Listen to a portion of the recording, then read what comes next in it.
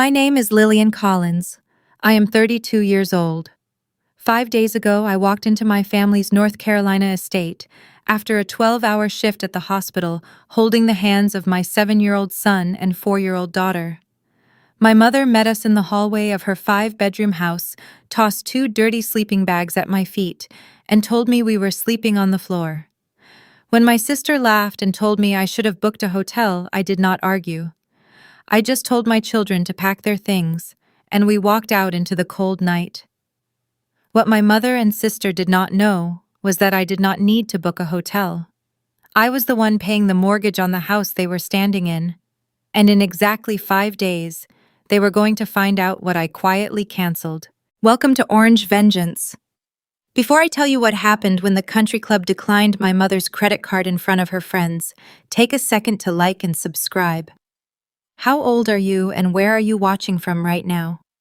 Drop your age and location in the comments below. To understand how we ended up on that porch, you need to see exactly how that Friday night played out. The crunch of gravel beneath the tires of my Honda Accord sounded unusually loud in the quiet night. It was 9:30.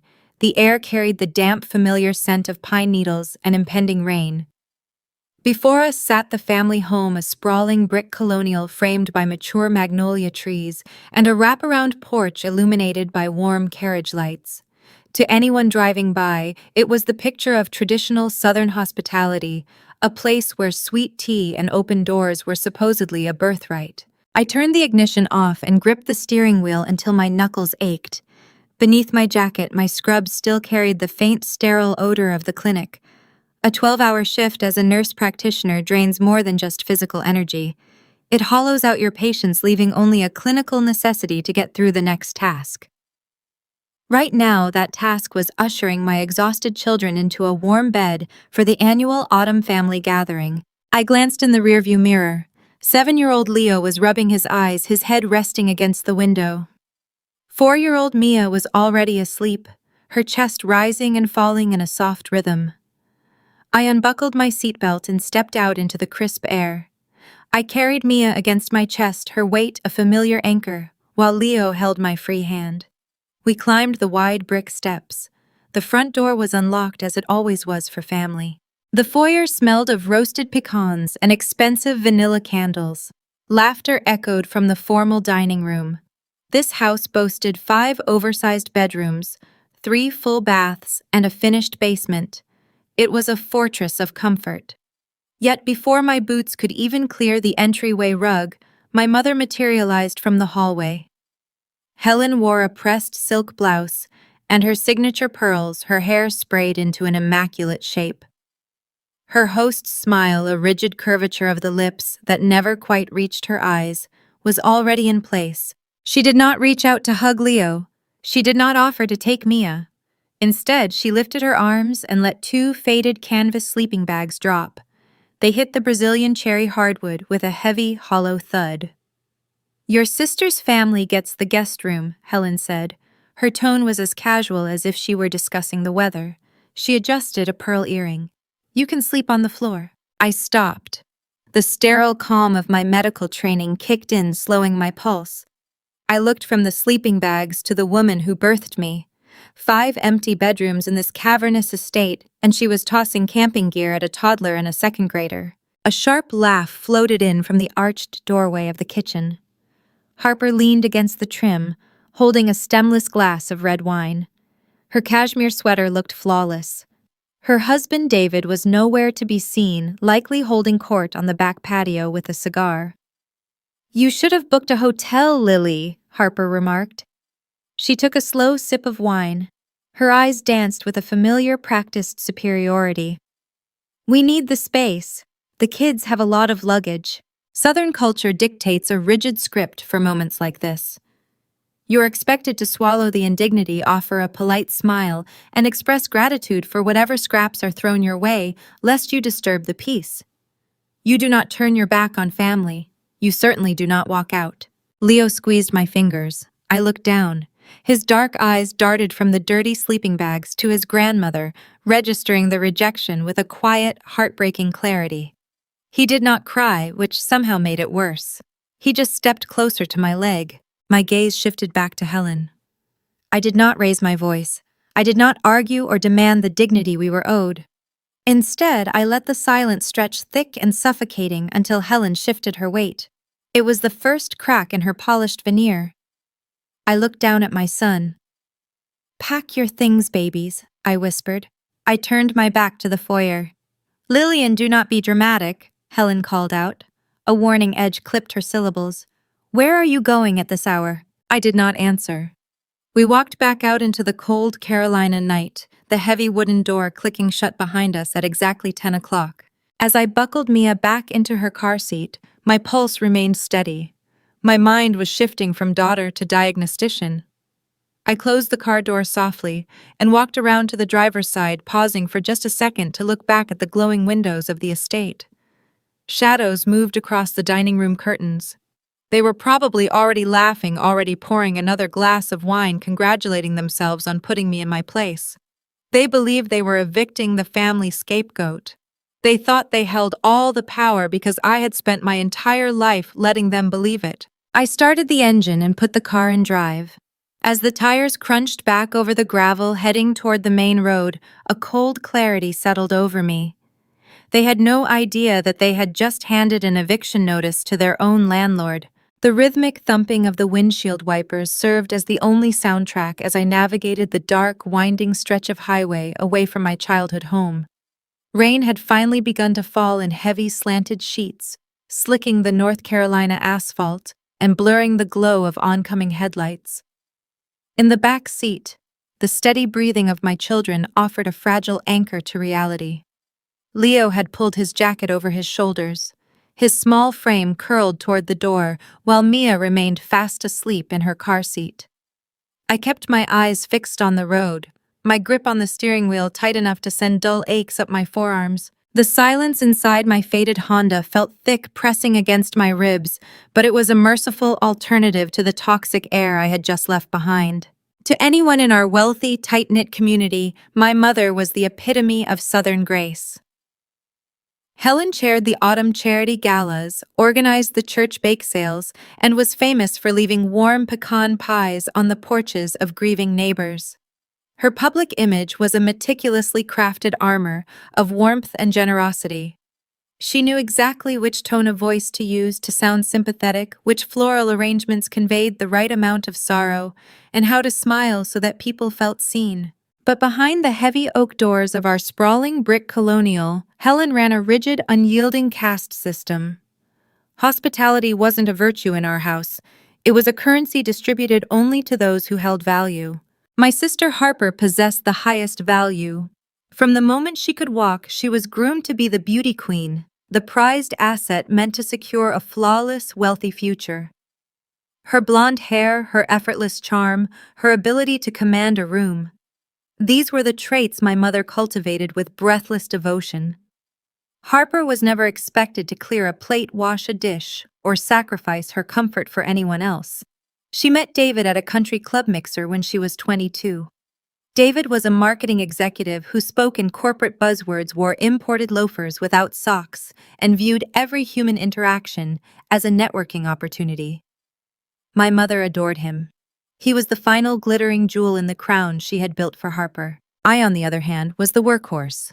I was the quiet one, the sturdy one, the daughter whose primary function was utility. Growing up, I didn't receive new clothes. I inherited Harper's cast-offs tailored to fit my slightly broader shoulders.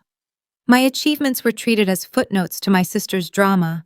When I brought home a flawless report card, Helen would nod, place it on the counter, and immediately pivot to discussing Harper's upcoming pageant dress. I learned very early that the most dangerous thing you could be in our family was difficult, so I became invisible. The mantra of my childhood was a single suffocating phrase: "Lillian is so flexible." "Lillian won't mind taking the smaller room," Helen would say when guests arrived. "Lillian can skip her study group to watch the neighbor's dog. She is so flexible." Flexibility was the polite Southern term for being a doormat. It meant my time, my space, and my boundaries were public property available to be seized whenever the golden child required a wider path. I had internalized this role so deeply that I stopped asking for things, believing that shrinking myself was the only way to earn my place at the table. That utility was exactly what pushed me into my career. When I was 19, my grandfather's health took a sharp decline. He moved into the downstairs bedroom of the estate, bringing with him the heavy scent of antiseptic oxygen tanks and the slow, agonizing reality of congestive heart failure. Helen couldn't handle it. The sight of illness disrupted her pristine aesthetic. The reality of dying was too messy, too demanding for a woman who spent her afternoons sipping chilled mimosas at the Pinecrest Country Club. So she simply stepped away. I stepped in. I learned how to check his blood pressure, how to manage his complex medication schedule, and how to listen to the rattle in his lungs. I spent my summer evenings sitting in a dimly lit room, holding a frail hand, while the rest of the family hosted lavish garden parties on the back patio. The clinking of their crystal wine glasses often drifted through his window, a stark reminder of the division of labor. I became a nurse practitioner not out of some grand romantic calling, but because I was the only person in that house willing to look pain in the eye. I learned to diagnose, to treat, to stabilize. Yet no matter how many credentials I earned, no matter how many lives I touched in the clinic in my mother's eyes, I remained the hired help. When I graduated with my advanced degree, Helen missed the pinning ceremony because she had to oversee the floral arrangements for a charity brunch. She sent a generic card with a check for $50 and a note that read, "She was glad I found a nice way to help people." The memory burned in my chest as I guided the car around a sharp bend. The sleeping bags tossed onto the hardwood floor weren't an isolated mistake. They were the physical manifestation of 32 years of systematic devaluation. Throwing those dusty canvas bags at my children was Helen's way of reminding me that even as an adult, even as a mother myself, I remained at the very bottom of the hierarchy. Harper's family required the guest room because they mattered. My children and I were assigned the floor because we didn't. It was a simple, brutal equation. A soft voice broke through the hum of the heater. "Mommy?" I glanced in the rearview mirror. Leo had shifted his dark eyes, blinking against the glare of passing streetlights. "I'm here, sweetie," I said, keeping my voice steady and light. "Try to go back to sleep. We have a little bit of a drive left." He rubbed his cheek. "Why doesn't Grandma want us to have beds?" The question hung in the air, sharp and innocent, piercing straight through the clinical detachment I had tried to build. My breath hitched. I could endure the slights aimed at me. I had survived decades of them.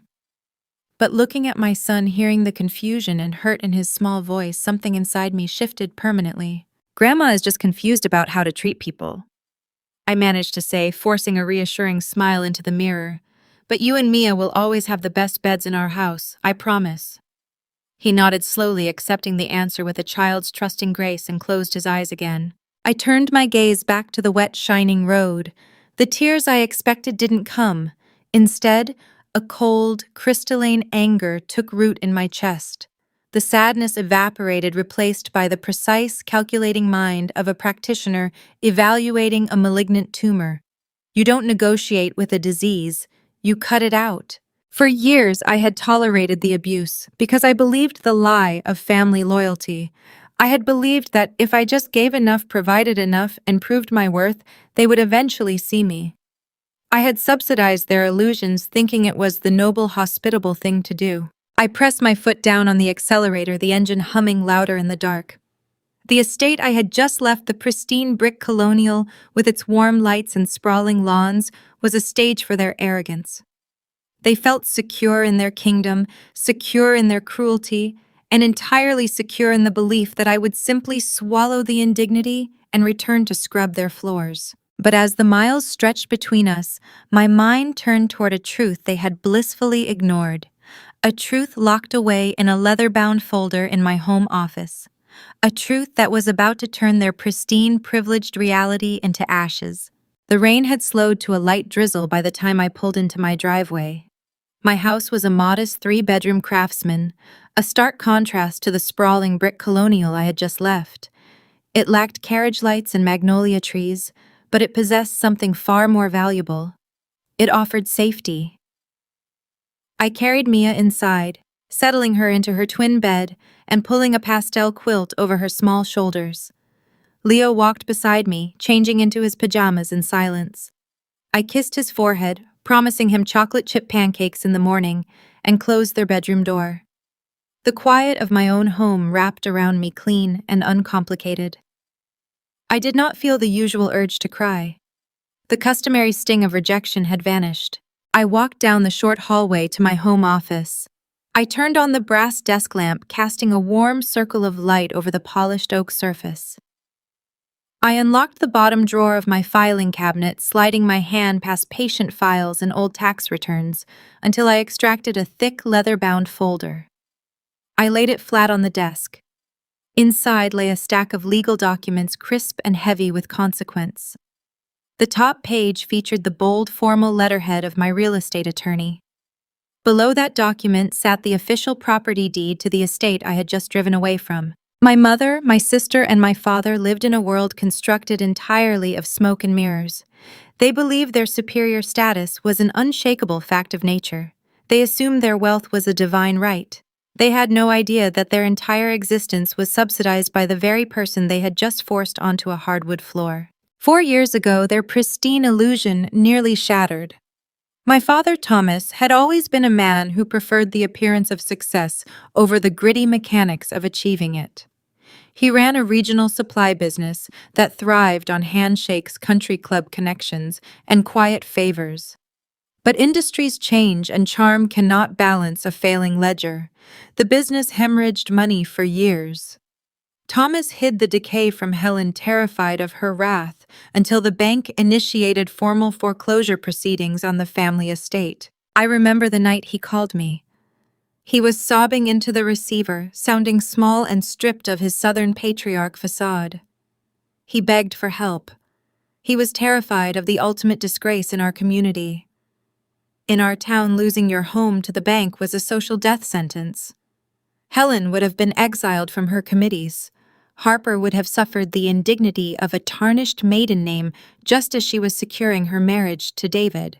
The shame would have followed them into every pew at church and every aisle of the grocery store. At the time, I was working grueling overtime shifts at the clinic. I had also recently received a modest inheritance from my grandfather. It was the same grandfather I had nursed while my family drank wine on the patio. I could have let them fall. I probably should have let the bank take the house. But the ingrained habit of being the savior, the flexible daughter who fixes every mess, overrode my logic. I wanted to protect them. I wanted foolishly to finally earn their respect. I hired a sharp real estate attorney named Valerie. Together, we established a blind limited liability company named Carolina Horizon Holdings. Through this corporate entity, I purchased the estate directly from the bank, satisfying the debt and halting the foreclosure. I structured the transaction in a way that kept my name entirely off the public records. To Helen and Harper, Thomas had simply negotiated a brilliant restructuring deal with the lenders. They believed the crisis was averted through my father's business acumen. They never knew that Carolina Horizon Holdings owned the bricks, the magnolia trees, and the Brazilian cherry hardwood floors. For 4 years, I have quietly paid the mortgage and the property taxes. I allowed my parents to live there without charging a single cent in rent. I subsidized their pride to save their social standing. Every time Helen hosted a lavish garden party, she was entertaining guests on my property. Every time Harper visited and parked her pristine SUV in the best spot of the driveway, she was parking on my land. I funded the stage upon which they performed their superiority. The financial rescue did not stop at the property line. Helen drew her primary identity from her membership at the elite Pinecrest Country Club. When Thomas went bankrupt, those exorbitant monthly dues became impossible to maintain. Losing the club would have exposed their financial ruin to the entire town. I could not bear to hear my father beg again. I arranged a quiet automatic transfer to a discreet account that Thomas used solely for the club. Whenever Helen ordered top-tier champagne at a charity luncheon or handed her member card to a waiter, she believed her husband was providing for her. In reality, her nurse practitioner daughter was footing the bill. I sat in the quiet of my office, tracing the embossed seal on the deed with my index finger. The sheer audacity of the evening replayed in my mind. Helen had tossed dirty camping gear at her landlord. Harper had mocked her benefactor, telling her to book a hotel.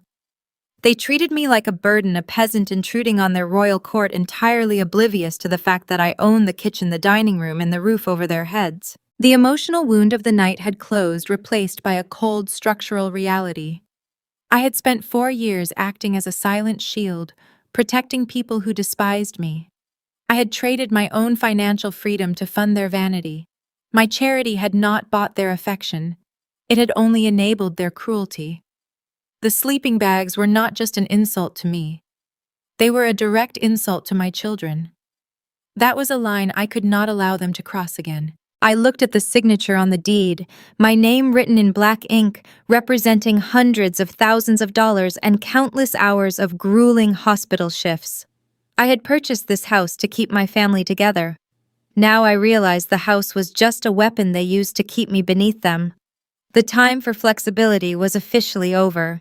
I reached for my laptop, the screen illuminating my face in the dark room. The heavy rhythmic sweep of the windshield wipers served as a metronome for the racing thoughts in my mind. The headlights of my Honda Accord carved a narrow path through the towering dark Carolina pines. Rain pelted the glass, a steady downpour that matched the bleakness of the night. I navigated the slick, winding 2-lane highway with a tight grip on the steering wheel, leaving the sprawling brick estate miles behind us. The heater hummed a low, sterile tune, fighting against the damp chill creeping through the floorboards. In the back seat, the silence felt heavy and fragile. 4-year-old Mia remained fast asleep, her small chest rising and falling in a peaceful cadence inside her car seat. Beside her, 7-year-old Leo shifted. The rustle of his nylon jacket cut through the quiet. I glanced at the rearview mirror, catching the reflection of his dark eyes, illuminated by the faint glow of the dashboard. He was staring out the window at the passing shadows, his brow furrowed in a way that looked far too old for a second grader. "Mommy," he whispered. His voice was fragile, laced with a confusion that shattered my carefully constructed composure. "I am right here, buddy," I replied, keeping my eyes on the slick road.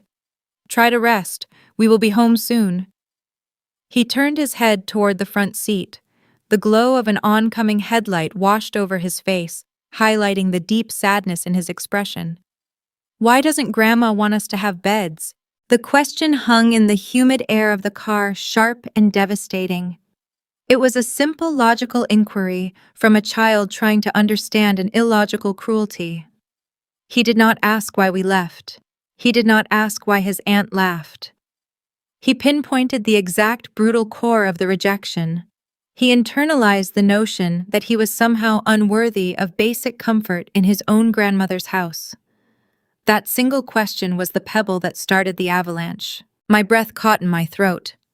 A sharp physical pain radiated behind my sternum. For 32 years, I had absorbed Helen's slights, her veiled insults, and her blatant favoritism.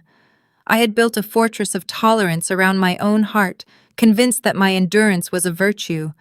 But hearing the collateral damage inflicted upon my innocent son shattered that fortress into dust. I was watching the generational trauma attempt to sink its claws into his mind, preparing him to inherit my role as the designated outcast. I could not drive. My vision blurred, not with tears, but with an overwhelming, blinding clarity.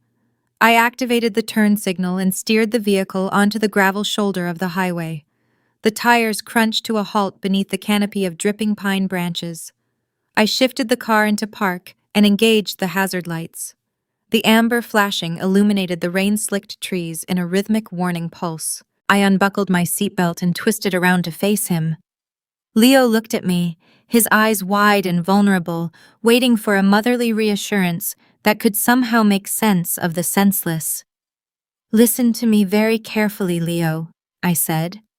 My voice was steady, devoid of any tremble. "You and your sister deserve the best beds in the world. What happened tonight had nothing to do with you. Grandma has a broken way of showing love.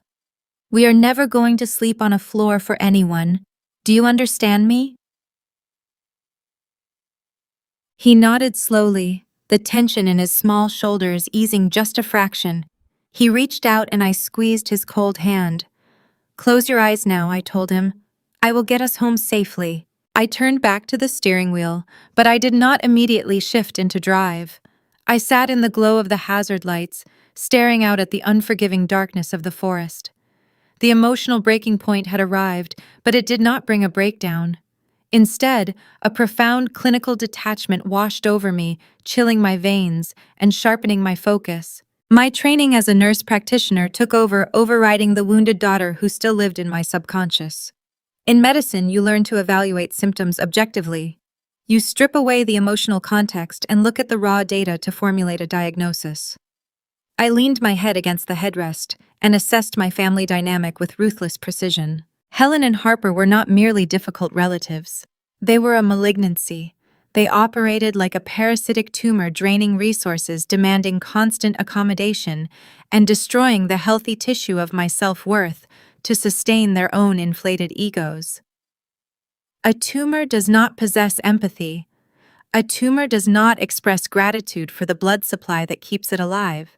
It only takes growing larger and more demanding until the host is destroyed. For 4 years, I had acted as their ultimate host. I had stepped in to save Thomas from bankruptcy, purchasing the estate under Carolina Horizon Holdings to spare them the disgrace of foreclosure. I had funneled my hard-earned income into property taxes, mortgage payments, and exorbitant country club dues, all to preserve their fragile, superficial Southern reputation. I had mistaken my financial sacrifice for a cure. Sitting in the cold car, I realized the staggering truth. My sacrifices had not bought love, respect, or even basic decency. They had only subsidized my own abuse. I had paid for the very stage upon which they stood to mock me. I had funded the roof they used to deny my children a bed. The internal conflict that had plagued me for a lifetime resolved in a single definitive heartbeat. I stopped hoping for a mother who did not exist. I stopped auditioning for a role that had never been written for me. Helen was incapable of maternal love, and Harper was incapable of sisterly loyalty. The prognosis was terminal. Palliative care was no longer an option. The only viable treatment was immediate surgical excision. I shifted the car back into drive and pulled onto the empty highway. The remaining miles melted away in a blur of calculated silence. When I finally pulled into the driveway of my modest craftsman home, the rain had stopped. I carried Mia inside, tucked her into her bed, and helped Leo change into his warmest pajamas. I kissed their foreheads, lingering for a moment to watch them sleep safely, far removed from the toxic hierarchy of the estate. I walked down the hall and entered my home office. The house was entirely silent save for the hum of the refrigerator in the kitchen. I did not turn on the overhead lights. The glow of my desk lamp provided all the illumination I required. I sat down in my leather chair and picked up my phone. The digital clock in the corner of the screen read exactly 11:30. My thumb hovered over the screen as I opened my email application. I typed the address for Valerie, my real estate attorney. She was sharp, efficient, and notoriously unforgiving in her legal practice. She was the perfect instrument for the procedure I was about to perform. I moved to the subject line.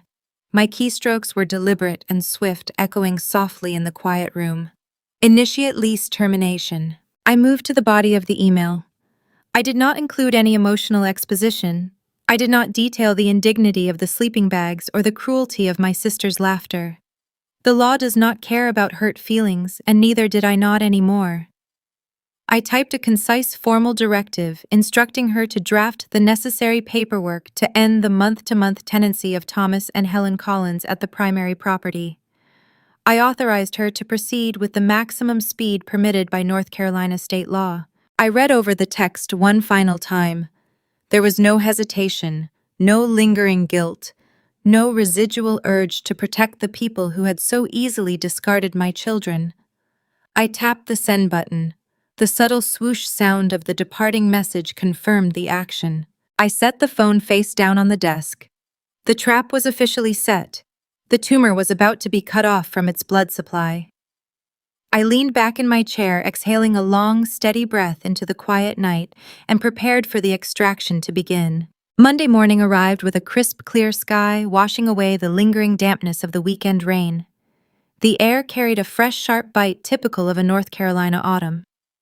I dropped Leo and Mia at their respective elementary and preschool drop-off lines, watching them run through the double doors with their bright backpacks bouncing against their shoulders. They were safe. They were oblivious to the structural collapse I was engineering behind the scenes. The roasted scent of espresso beans filled the small, independent cafe on the corner of Elm Street. Valerie was already seated at a quiet booth near the back window. Valerie was a formidable real estate attorney known around the county for her ruthless efficiency and sharp legal mind. She grew up in a working-class neighborhood in Raleigh and harbored a distinct lack of patience for the faux aristocracy that permeated our specific zip code. She wore a tailored charcoal blazer and had a stack of crisp manila folders resting beside a steaming mug of black coffee. I sat across from her, wrapping my hands around my own warm mug. I glanced at the clock hanging on the exposed brick wall. It was 10 in the morning. 10 miles away, Helen and Harper were undoubtedly enjoying a leisurely, rent-free brunch on the pristine patio of the estate. They were likely sipping chilled mimosas from crystal flutes wrapped in expensive silk robes, gossiping about the neighbors and congratulating themselves on putting me in my proper place. They felt invincible. They had no idea that the ground beneath their patio furniture was currently shifting. Valerie pushed a single document across the polished wood table. "I received your email on Friday night," she said. Her tone was professional and brisk, devoid of any unnecessary sentimentality. "I drafted the paperwork first thing this morning. The mechanics here are very straightforward, Lillian." I looked down at the crisp white paper. The header bore the bold black letters of Carolina Horizon Holdings, LLC. 4 years ago, I intentionally avoided drawing up a formal lease agreement when I bought the property from the bank. I did it to spare my father the final indignity of signing a tenant contract for his own former home. In North Carolina, the absence of a fixed-term lease legally defaults to a month-to-month tenancy at will. My past attempt to preserve Thomas's dignity was now the exact loophole that made this eviction surgical and swift. "This is a formal 30-day notice to vacate," Valerie explained, tapping the center of the page with a silver pen. "It requires zero explanation and zero cause. You own the entity. The entity owns the property. You are simply terminating the verbal agreement.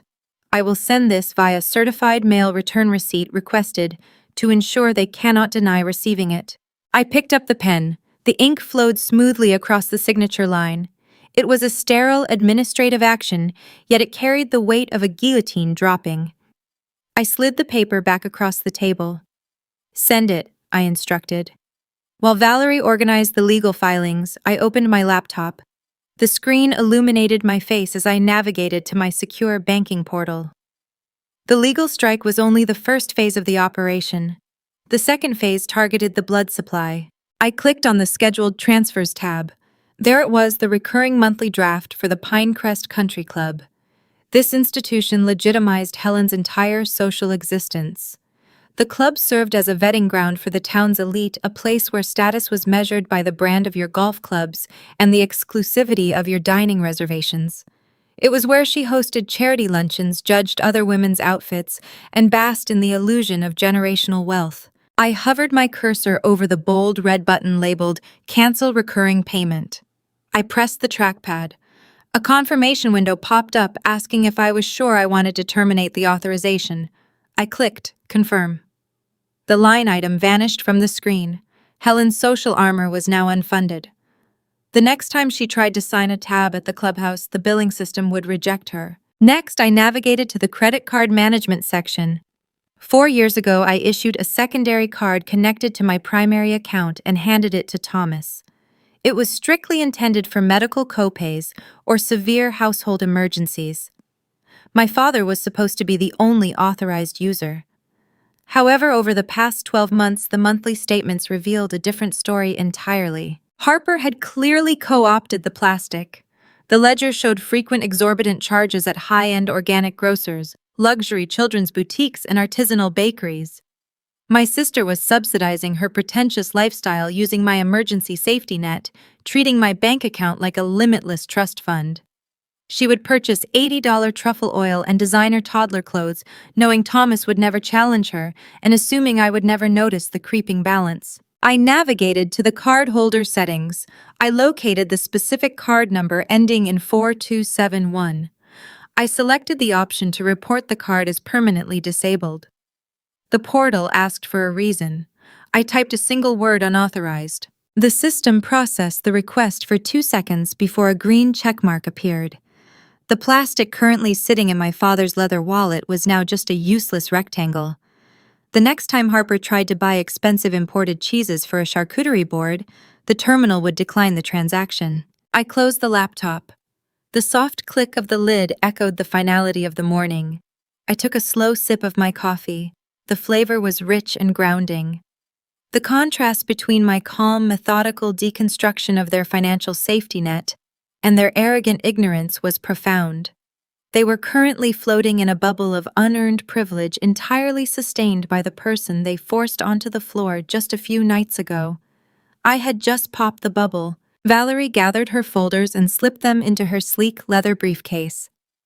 "The certified letter goes out in the afternoon post," she said, standing up from the booth. "They should have it in their hands by Wednesday or Thursday at the latest." "Thank you, Valerie," I replied. A profound sense of peace settled over my shoulders. The administrative strike was executed flawlessly. I gathered my things and walked out of the cafe, stepping into the bright morning sunlight. I felt lighter than I had in a decade, well aware that a ticking time bomb was now steadily counting down toward the estate. Tuesday afternoon arrived with the chaotic, sterile rhythm unique to a busy medical clinic. I sat at my workstation in the provider alcove, the ambient hum of the ventilation system masking the muffled conversations from the exam rooms down the hall. A half-empty cup of lukewarm coffee rested beside my keyboard. My dual monitors displayed the complex medical history of a 60-year-old diabetic patient whose neuropathy required a delicate adjustment in medication. In this building, I was an authority. Physicians consulted me. Nurses relied on my diagnostic eye. Patients trusted me with their pain, their fears, and their lives. The contrast between my professional reality and my familial identity was a chasm I navigated daily. Here, my voice carried weight. At the estate, my voice was an irritating background noise. I typed my final notes into the electronic health record, authorizing the new prescription, and signed the chart. As I reached for my coffee, the screen of my personal cell phone illuminated the shadowy corner of my desk. A notification banner slid across the glass. It was a group text message. The group chat was titled Family Blessings, a name Helen had chosen years ago to project a unified, loving front. I usually kept the thread on mute to preserve my sanity, but I had intentionally enabled notifications this morning. I needed to monitor the vital signs of the situation. I needed to observe the progression of their entitlement. I unlocked the device. Helen had initiated the volley. "It was incredibly rude of you to leave without cleaning up the kitchen." The first message read, "Harper is exhausted from wrangling the kids all weekend, and it fell on her to wash the serving platters you used. We expected better manners from you." I stared at the words, letting the sheer audacity wash over me. The kitchen she referenced was the one I owned. The serving platters she mentioned belonged to a collection I had likely purchased or replaced during one of my previous rescue missions. She was reprimanding me for failing to act as the unpaid maid after she had literally ordered me and my young children to sleep on a hardwood floor. The passive aggression was a masterclass in deflection. Helen did not address the sleeping bags. She did not acknowledge the cruelty of her actions on Friday night. Instead, she flipped the narrative, casting herself and Harper as the victims of my sudden, inexplicable rudeness. She wielded Southern etiquette like a blunt instrument. Before I could even process the psychological gymnastics of my mother's message, a second text bubbled up on the screen. This one came from my sister. "Seriously, Lily," Harper wrote. "David and I had to spend our Saturday morning scrubbing baked-on cheese because you threw a tantrum. Also, you need to Venmo me for the specialty organic groceries you wasted by packing up and storming out. I bought that imported brie and the gluten-free crackers specifically because you said you wanted to make a charcuterie board. You owe me $85. A sharp, humorless laugh escaped my lips, dissipating into the quiet of the alcove.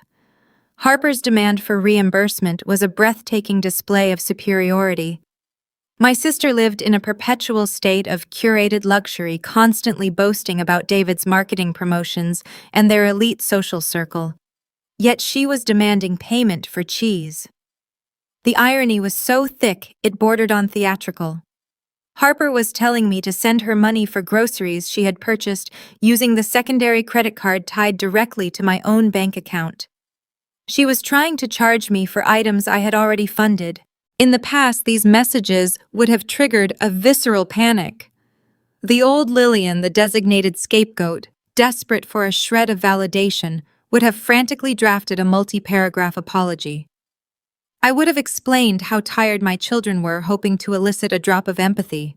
I would have immediately transferred the $85 to avoid conflict, sacrificing my own dignity to maintain the fragile illusion of peace within the family.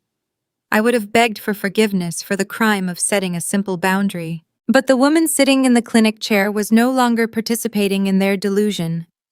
The emotional strings they usually plucked to manipulate me had been severed on the dark drive home 4 days prior. I did not type a reply. I did not defend my actions. I did not point out the lunacy of demanding cleaning services from a daughter they had just treated like a stray dog. Engaging with a toxic system only validates the system. Any response, even a defensive one, would give Helen the oxygen she craved. It would signal that her rules still applied to me, that her disapproval still held the power to wound. Instead, I pressed the side buttons on my phone, the screen flashed capturing a digital photograph of the conversation. I took a screenshot of Helen's reprimand. I took a screenshot of Harper's invoice for the imported brie. I opened a newly created secure folder on my cloud drive labeled documentation and deposited the images inside. They were no longer insults. They were data points. They were evidence of a terminal pathology. My silence must have registered as an intolerable insult. 5 minutes passed. Then the phone vibrated again. "Lillian, I know you are reading these," Helen texted. "Ignoring your family is childish. We communicate in this house. Please respond and let us know when you plan to drop off a check for your sister."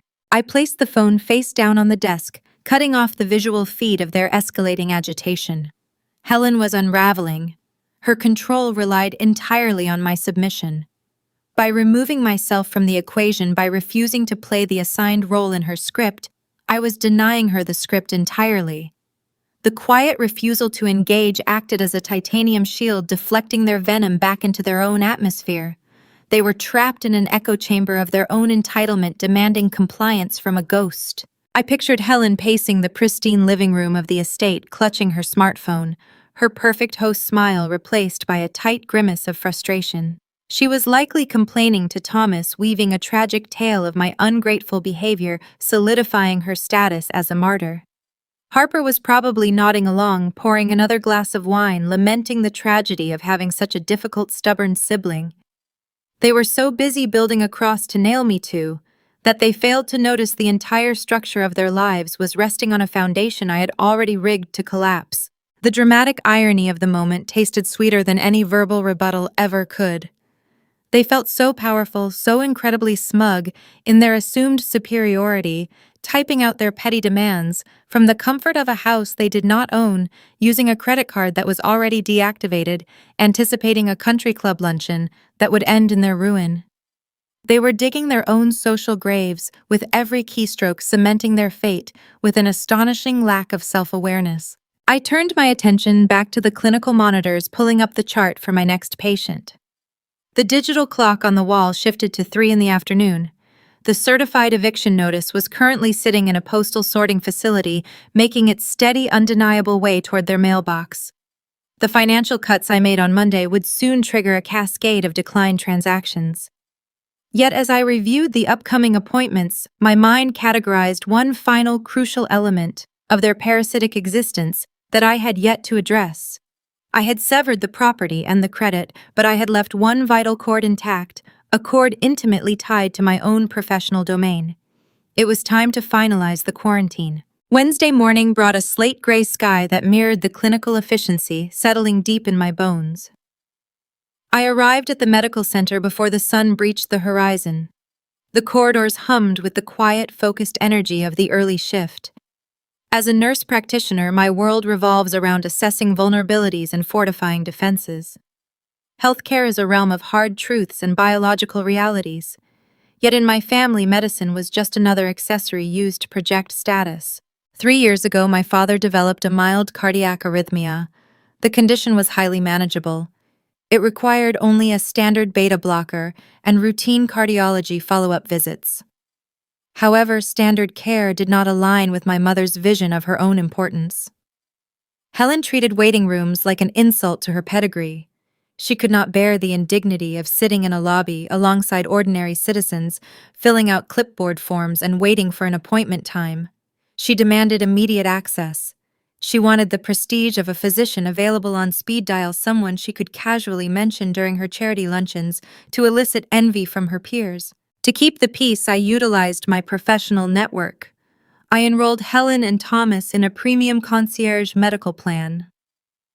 The program offered round-the-clock access to elite physicians, same-day appointments, and bypassed every standard waiting period. The monthly premiums were exorbitant, far beyond the reach of a man recovering from a secret bankruptcy. I paid those premiums out of my own pocket. I quietly registered myself as their financial guarantor and primary emergency contact. For 36 months, I subsidized their VIP healthcare experience.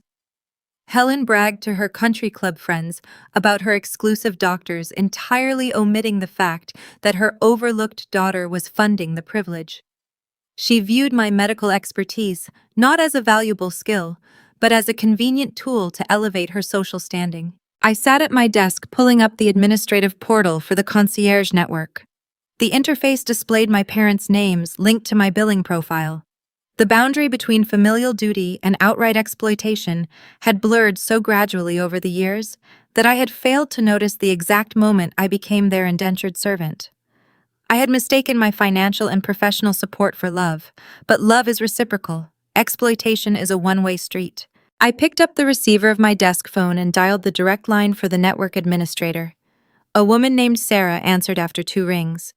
Her voice was warm and familiar. Sarah and I had coordinated dozens of specialist referrals for my patients over the years. "Good morning, Lillian." Sarah greeted me cheerfully. "How can I help you today?" "Good morning, Sarah," I replied, maintaining a steady, pleasant tone. "I need to make an administrative change to a personal account. I am calling to revoke my sponsorship for Thomas and Helen Collins." A brief pause hung on the line. Sarah typed something into her system, the soft clatter of keys echoing through the receiver.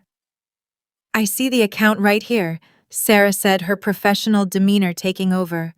"Just to confirm, you want to cancel the billing authorization." "I want to terminate the concierge plan entirely," I clarified. "Effective immediately. Please downgrade their profiles to reflect basic Medicare coverage.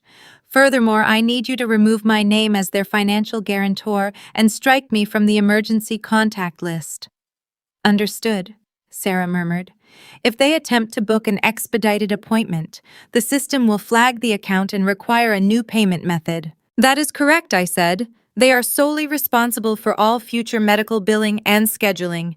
The changes are processed, Lillian. You are officially removed from the account." I thanked her and hung up the phone. The physical relief that washed over me was startling. It felt as though a heavy lead vest had been lifted from my shoulders. For years, my phone had buzzed at all hours of the night with Helen demanding I interpret minor lab results or expedite a prescription refill for a trivial ailment.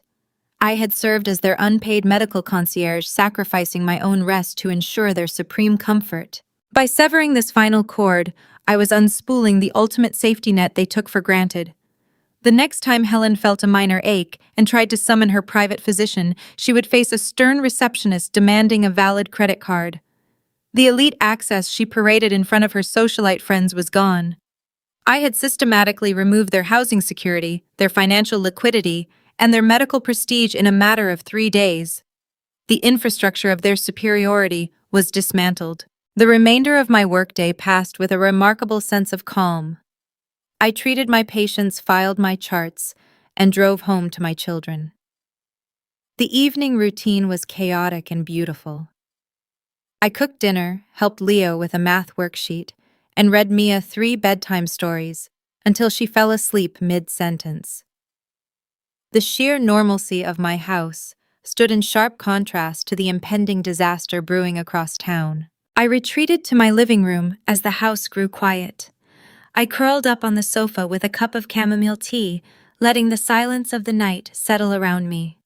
The glow of a single reading lamp illuminated the corner of the room. I thought about Helen and Harper, likely sitting in the estate, still fuming over the unpaid grocery bill, and my refusal to engage in their petty group text drama. They were oblivious to the structural collapse accelerating toward them. The grandfather clock in the hallway ticked in a steady hypnotic rhythm. The hour hand crept closer to the top of the dial. The transition from Wednesday to Thursday was imminent. The world outside my window remained draped in darkness. Just as the clock began to strike midnight, the screen of my smartphone illuminated the coffee table. A sharp, clear chime pierced the quiet room. It was a push notification from the postal tracking application I had downloaded on Monday. I set my mug down and picked up the device. The banner glowed brightly against the dark screen, delivering a concise, undeniable message. The certified letter from Carolina Horizon Holdings had arrived at the local post office. The status was updated to out for delivery. I locked the screen and set the phone back down. The administrative maneuvers were finished. The trap was no longer just set, it was closing. Thursday dawned with the soft golden light unique to a Carolina autumn spilling through the kitchen windows of my craftsman home. The air inside smelled of melting butter and pure vanilla extract. I stood at the stove flipping golden brown pancakes onto a warm ceramic platter. Leo sat at the kitchen island, his legs swinging while Mia meticulously arranged a handful of fresh blueberries into a smiley face on her plate. There was no knot of dread sitting heavy in my stomach. For the first time in my adult life, my phone remained silent on the countertop.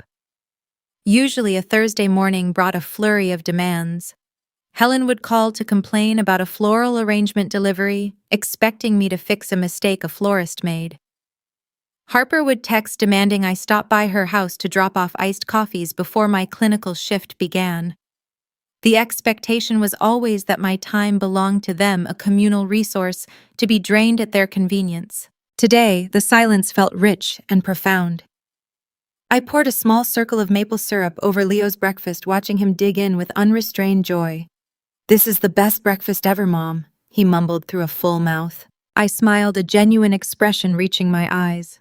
I did not have to shush him to appease a mother who found children grating.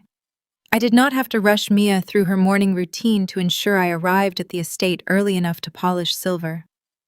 We existed in a pocket of pure, unadulterated peace. I poured myself a cup of black coffee, wrapping my fingers around the warm ceramic, and leaned against the counter. This house was a sanctuary.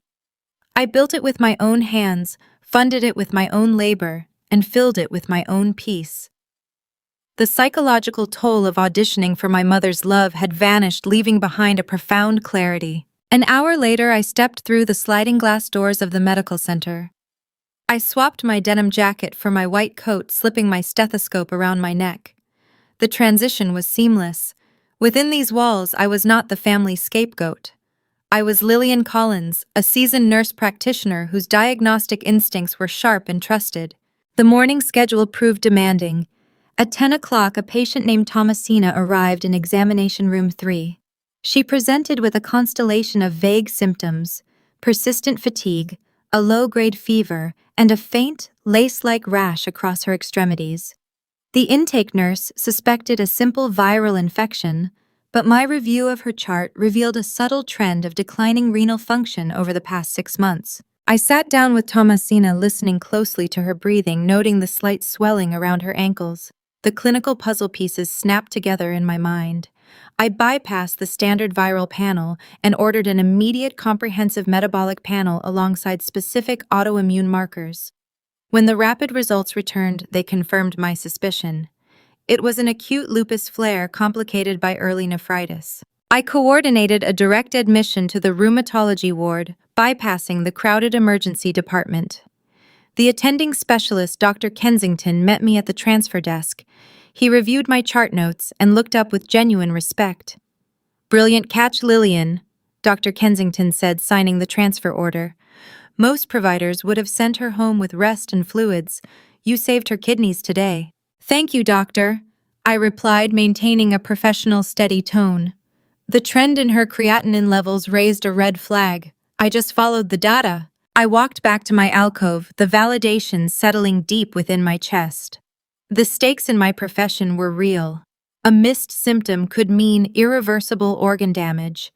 A correct diagnosis offered a second chance at life. This was the value I brought to the world.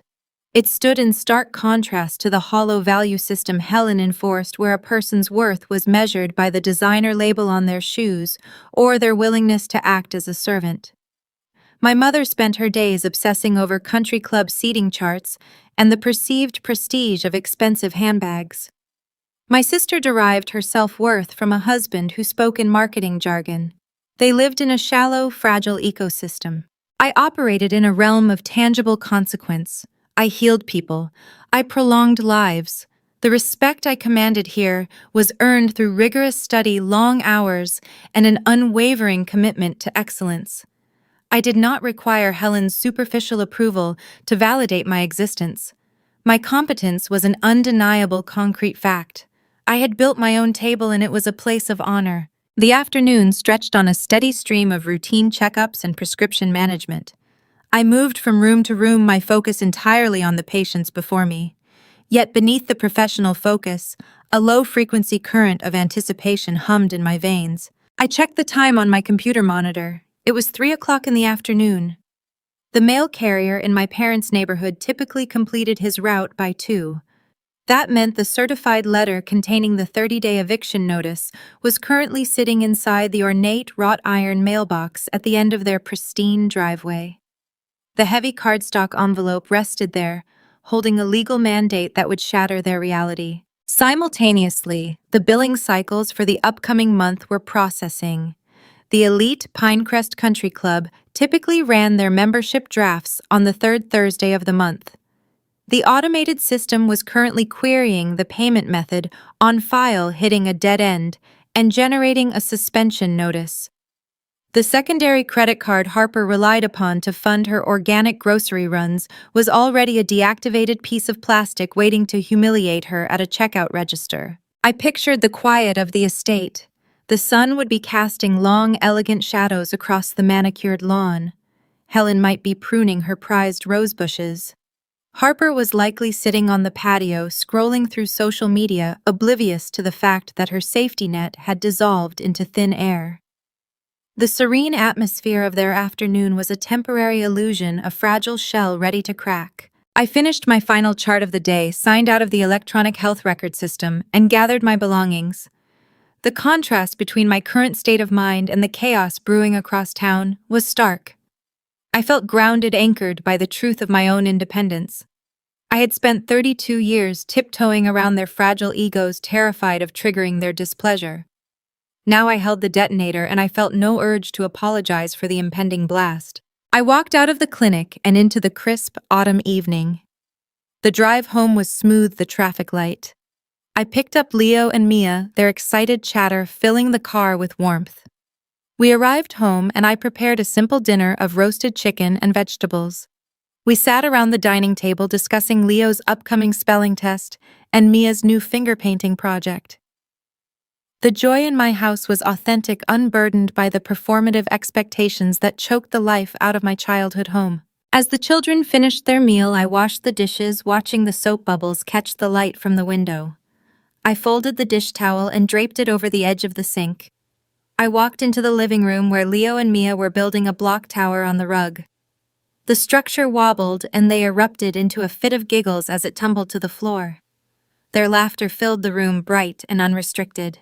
I sat on the edge of the sofa, watching them play, soaking in the safety of the environment I provided.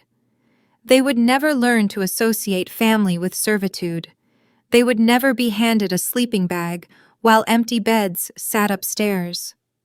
The calmness of my evening was a deliberate choice, a reclaimed territory. I knew the storm was gathering on the horizon. I knew the phone calls would begin soon, a frantic barrage of demands and accusations. But as I leaned back against the cushions, I felt only a quiet, resolute strength. The foundation of my life was solid, built on hard work and genuine love, while their kingdom of cards was mere moments away from a spectacular collapse. I was not physically present in the main dining room of the Pinecrest Country Club that Friday afternoon. I was 10 miles away charting patient vitals in a sterile alcove at the medical center. Yet in our deeply interconnected North Carolina town, a spectacular public humiliation produces a shockwave that travels faster than a summer storm. The precise sequence of events was relayed to me later with gleeful accuracy by a receptionist at the clinic whose aunt happened to be seated 2 tables away from ground zero. I could picture the scene with flawless clarity. Friday marked exactly 5 days since the sleeping bags hit the hardwood floor. It was also the day Helen hosted her highly anticipated autumn committee luncheon.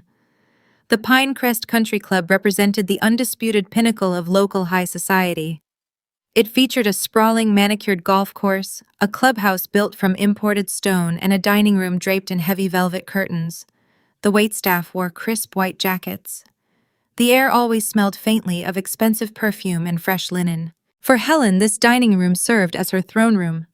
Her social currency relied entirely on projecting an aura of effortless generational wealth. On this particular afternoon, she sat at the head of a circular table set for 6. She wore a tailored ivory suit, her signature pearls resting against her collarbone. To her right sat Vivian Montgomery. Vivian was a formidable local socialite and Helen's quiet rival. They spent decades trading passive-aggressive compliments and competing for the chair positions on various charity boards. Helen intended to assert her dominance that afternoon. She signaled the sommelier with a practiced flick of her wrist, bypassing the standard wine menu to order 2 bottles of imported vintage champagne. She instructed the kitchen to prepare the most expensive seafood towers and lump crab cakes the chef offered. She poured the champagne herself, offering a toast to her friends, radiating the smug satisfaction of a woman who believed her kingdom was secure. The women laughed, clinking their crystal flutes, basking in the illusion of Helen's flawless prosperity. The luncheon stretched for 2 hours. They discussed upcoming galas, analyzed the shortcomings of their neighbors, and celebrated their own perceived superiority. Helen held court with practiced ease, entirely oblivious to the financial trap closing around her. Eventually, the plates were cleared. A waiter in a starched white jacket approached the table carrying a discreet black leather folio containing the bill. He placed it gently near Helen's right elbow. Helen did not even glance at the total. She simply opened her designer purse, extracted her gold-embossed Pinecrest member card, and slipped it into the folio. She handed it back to the waiter with a dismissive nod, returning her attention to Vivian's story about a recent trip to Charleston. The waiter walked away. Helen continued to smile, sipping the last of her champagne.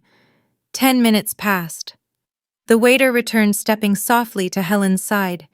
He leaned in, lowering his voice to a discreet whisper. He informed her that the membership card had triggered an error in the billing system.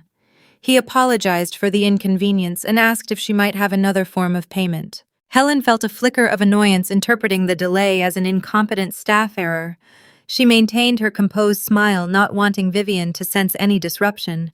She reached back into her purse and retrieved the secondary Visa card. This was the same piece of plastic Harper regularly utilized to fund her exorbitant organic grocery runs, the exact card I had permanently disabled on Monday morning. Helen handed it to the waiter, offering a tight, patronizing smile, and instructed him to run it quickly so her guests would not be kept waiting. The waiter took the Visa and retreated toward the billing station. Another 10 minutes drifted by. The polite conversation at the table began to thin. Vivian checked her diamond wristwatch, a subtle gesture of impatience. Helen adjusted her posture, smoothing the fabric of her ivory skirt. A cold prickle of unease started to form at the base of her neck. When the dining room doors swung open again, the waiter did not return alone. He was accompanied by Mr. Caldwell, the general manager of the Pinecrest Country Club. Mr. Caldwell was a man who prided himself on discretion, but he also enforced the club bylaws with rigid authority. Mr. Caldwell approached the table. He carried the black leather folio in his hands. The ambient chatter of the surrounding tables began to hush. In a room fueled by gossip, the sight of the general manager approaching a member during service signaled a severe anomaly. "Mrs. Collins," Mr. Caldwell said. His voice was polite, measured, but entirely devoid of its usual sycophantic warmth. "I apologize for the interruption, but we have encountered a significant issue with your account." Helen's smile froze. Her eyes darted toward Vivian, who was now watching the exchange with undisguised fascination. "I gave the waiter another card, Mr. Caldwell," Helen replied, keeping her tone light. "There must be a glitch in your computer system.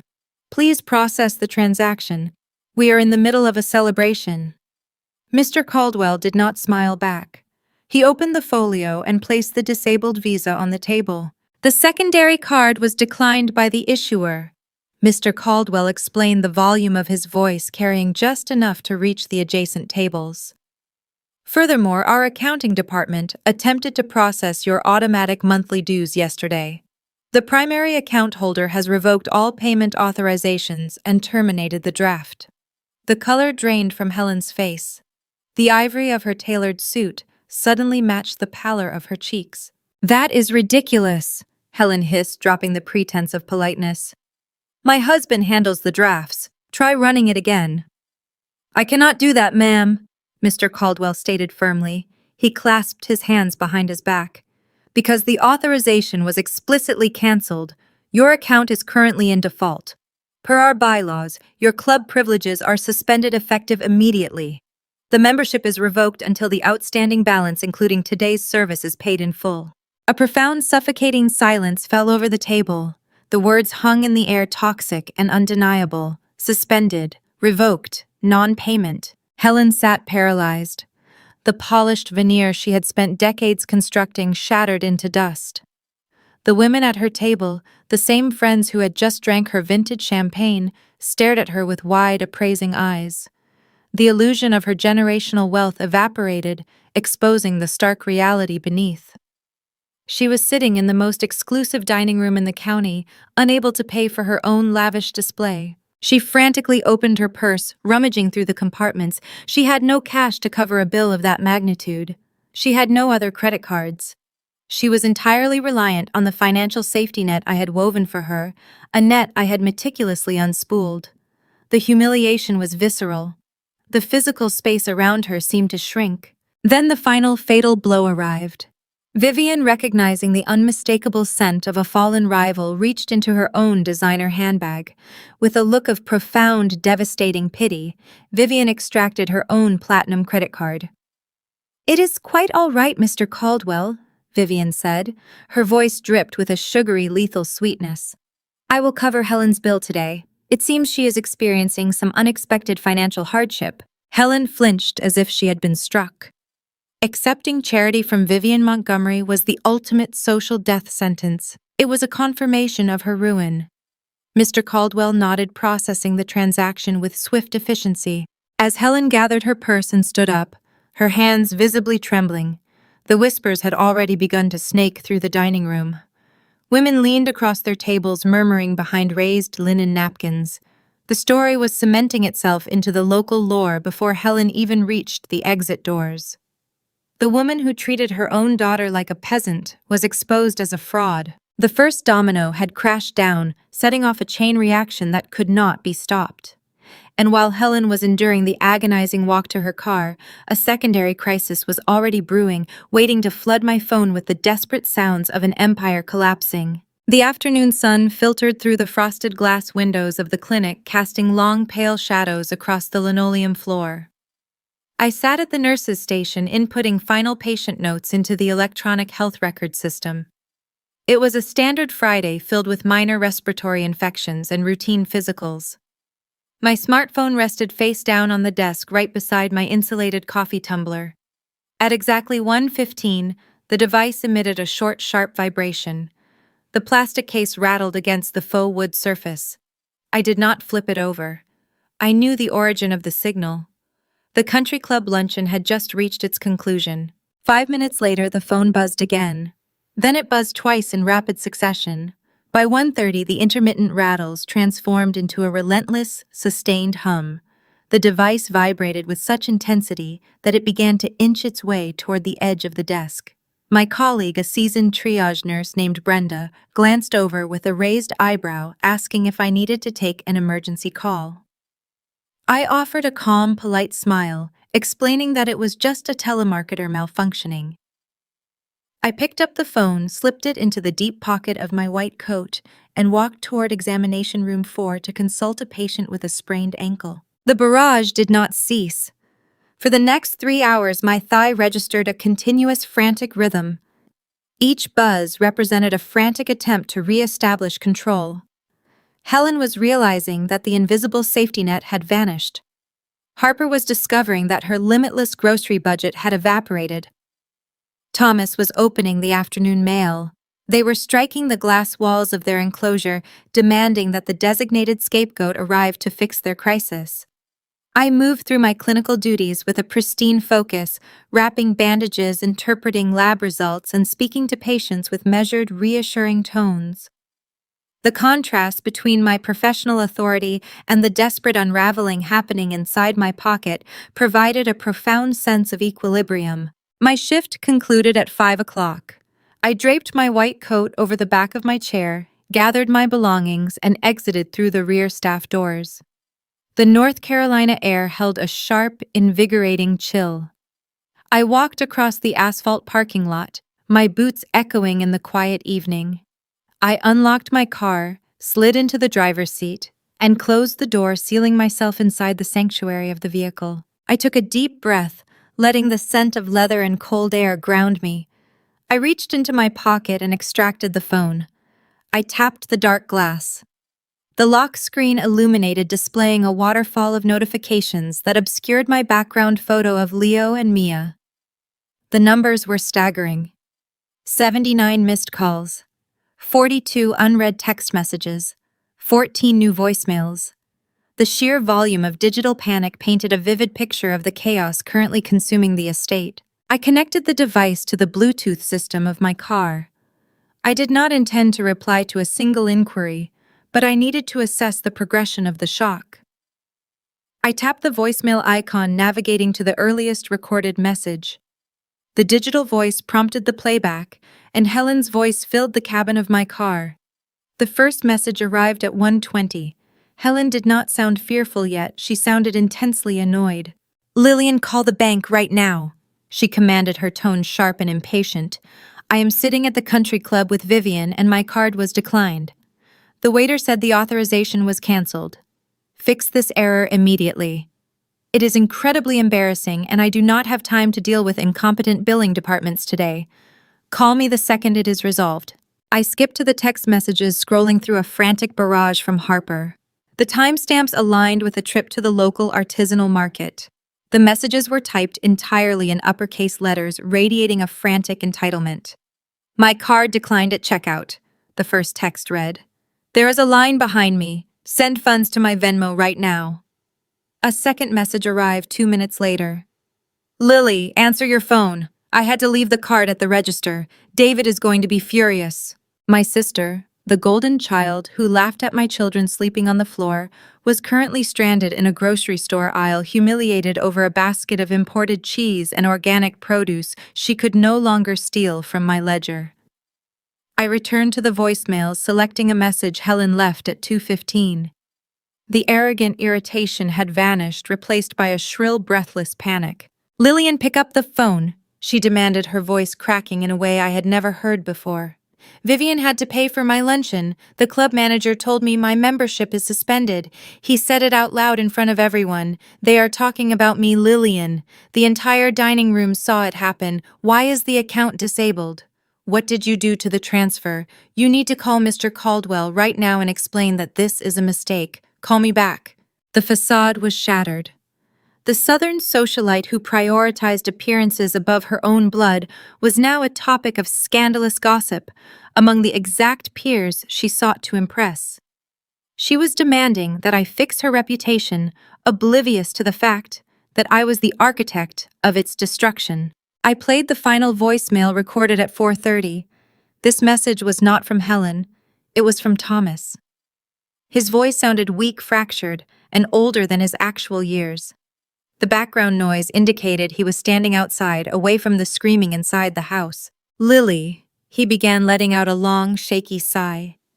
"I need you to come over here after work. Please. Your mother is hysterical about the club, but something much worse just happened." The mail carrier dropped off a certified envelope.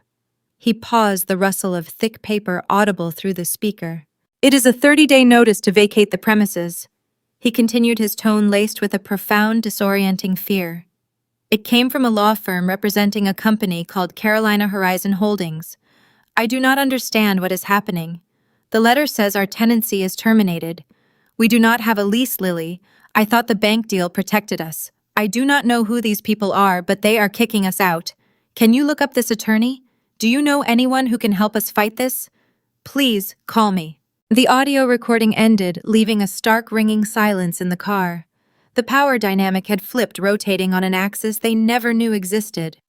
Just 5 days ago, these people stood in a cavernous foyer, wielding their unearned privilege, like a weapon, tossing dirty sleeping bags at my exhausted son and daughter.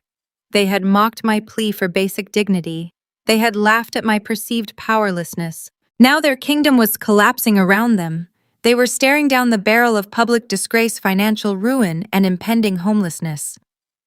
And in their supreme, blind arrogance, they were calling the very person they had abused, begging for salvation. They were asking the scapegoat to slay the monster, entirely unaware that the scapegoat was the monster at the gates.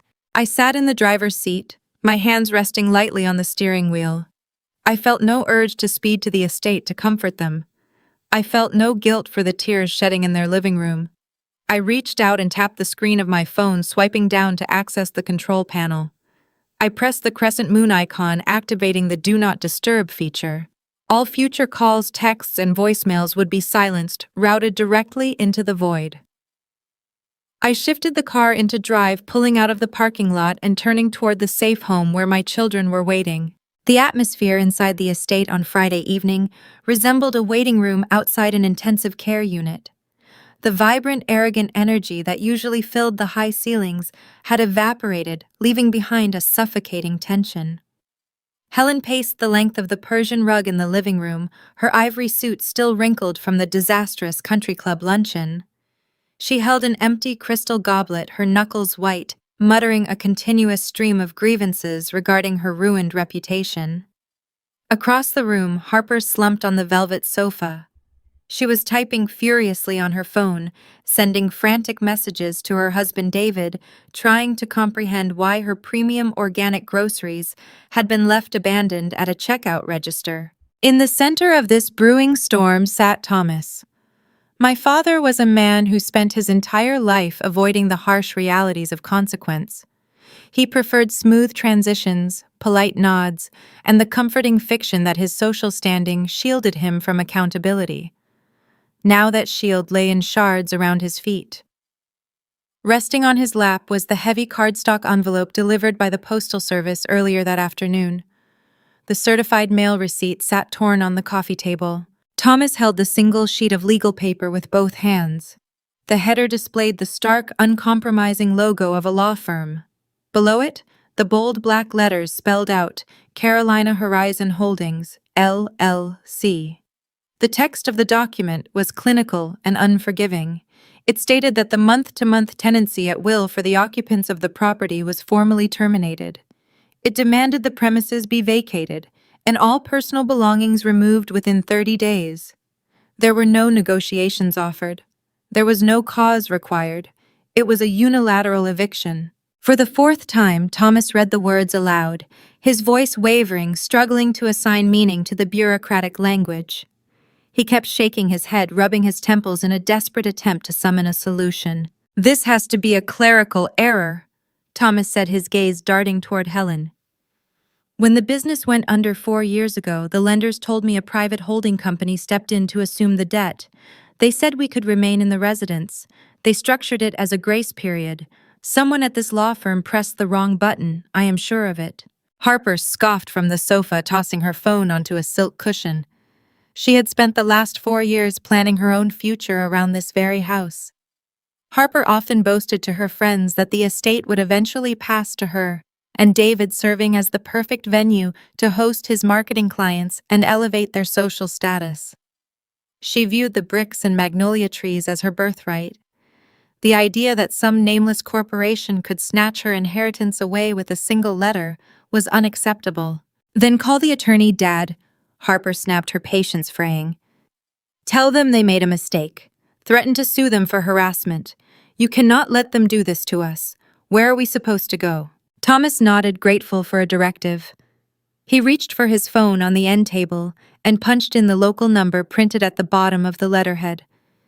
He activated the speakerphone setting, resting the device on the polished mahogany so Helen and Harper could hear the exchange.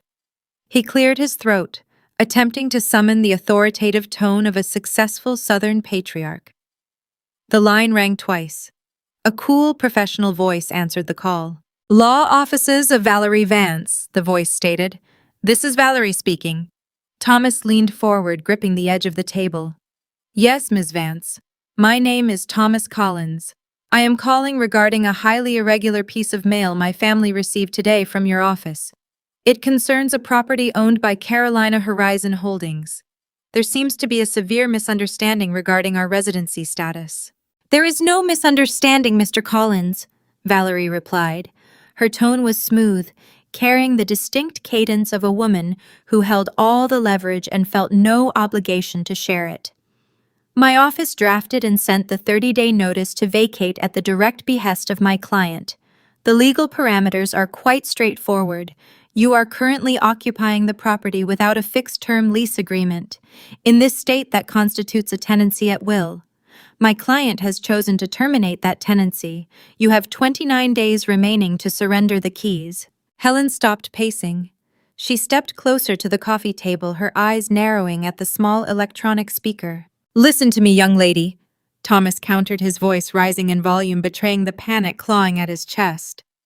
4 years ago, my bank transferred the deed to this holding company to avoid a public foreclosure. We had a verbal understanding that my family would continue to reside here. You cannot simply pull the rug out from under us without cause. I demand to speak with the owner of this LLC. I need to speak with the managing member immediately. When I explain the history of this property, I am certain they will rescind this notice." A brief, heavy silence stretched across the telephone line. The only sound in the living room was the rhythmic ticking of the grandfather clock in the hallway. "Mr. Collins," Valerie said, her voice dropping a fraction of an octave, delivering the words with surgical precision. "Carolina Horizon Holdings LLC does not have a board of directors. It is a single-member limited liability company. My client owns the property free and clear. There is no bank involvement. There is no mortgage. The managing member purchased the estate in cash 4 years ago and has been personally funding your property taxes ever since." Thomas blinked his mind, struggling to process the magnitude of the information. He had assumed he was a victim of corporate bureaucracy. He had convinced himself that a faceless entity was making a clerical error. "Who is it?" Thomas demanded, his voice cracking. "Who bought my house? I have a right to know the name of the person evicting my family." "The owner is not hiding behind corporate anonymity anymore," Valerie stated, unyielding and direct. "The sole managing member of Carolina Horizon Holdings is Lillian Collins. She instructed me to inform you that the time for flexibility has expired." The line went dead with a sharp click. The ensuing silence in the living room was profound. It was not merely the absence of sound, it was the total vacuum of reality. Thomas sat frozen in his leather chair, staring at the phone as if it had transformed into a venomous snake. His mouth hung slightly open. The words Valerie spoke echoed in the high-ceilinged room, colliding with decades of entrenched arrogance. Helen swayed on her feet, grabbing the back of the sofa to steady herself. Her brain rapidly tried to process the impossible data. The daughter she viewed as an indentured servant, the woman she tasked with washing the good china and polishing the silver, was the actual owner of the china, the silver, the floors, and the walls. The agonizing realization hit her with the force of a physical blow. The social standing she worshipped, the pristine facade she projected to Vivian Montgomery and the rest of the country club elite, was entirely subsidized by the child she had ordered to sleep on a canvas bag. Lillian was not the hired help. Lillian was the landlord. For Harper, the devastation took a different shape. The illusion of her grand future shattered into 1,000 jagged pieces.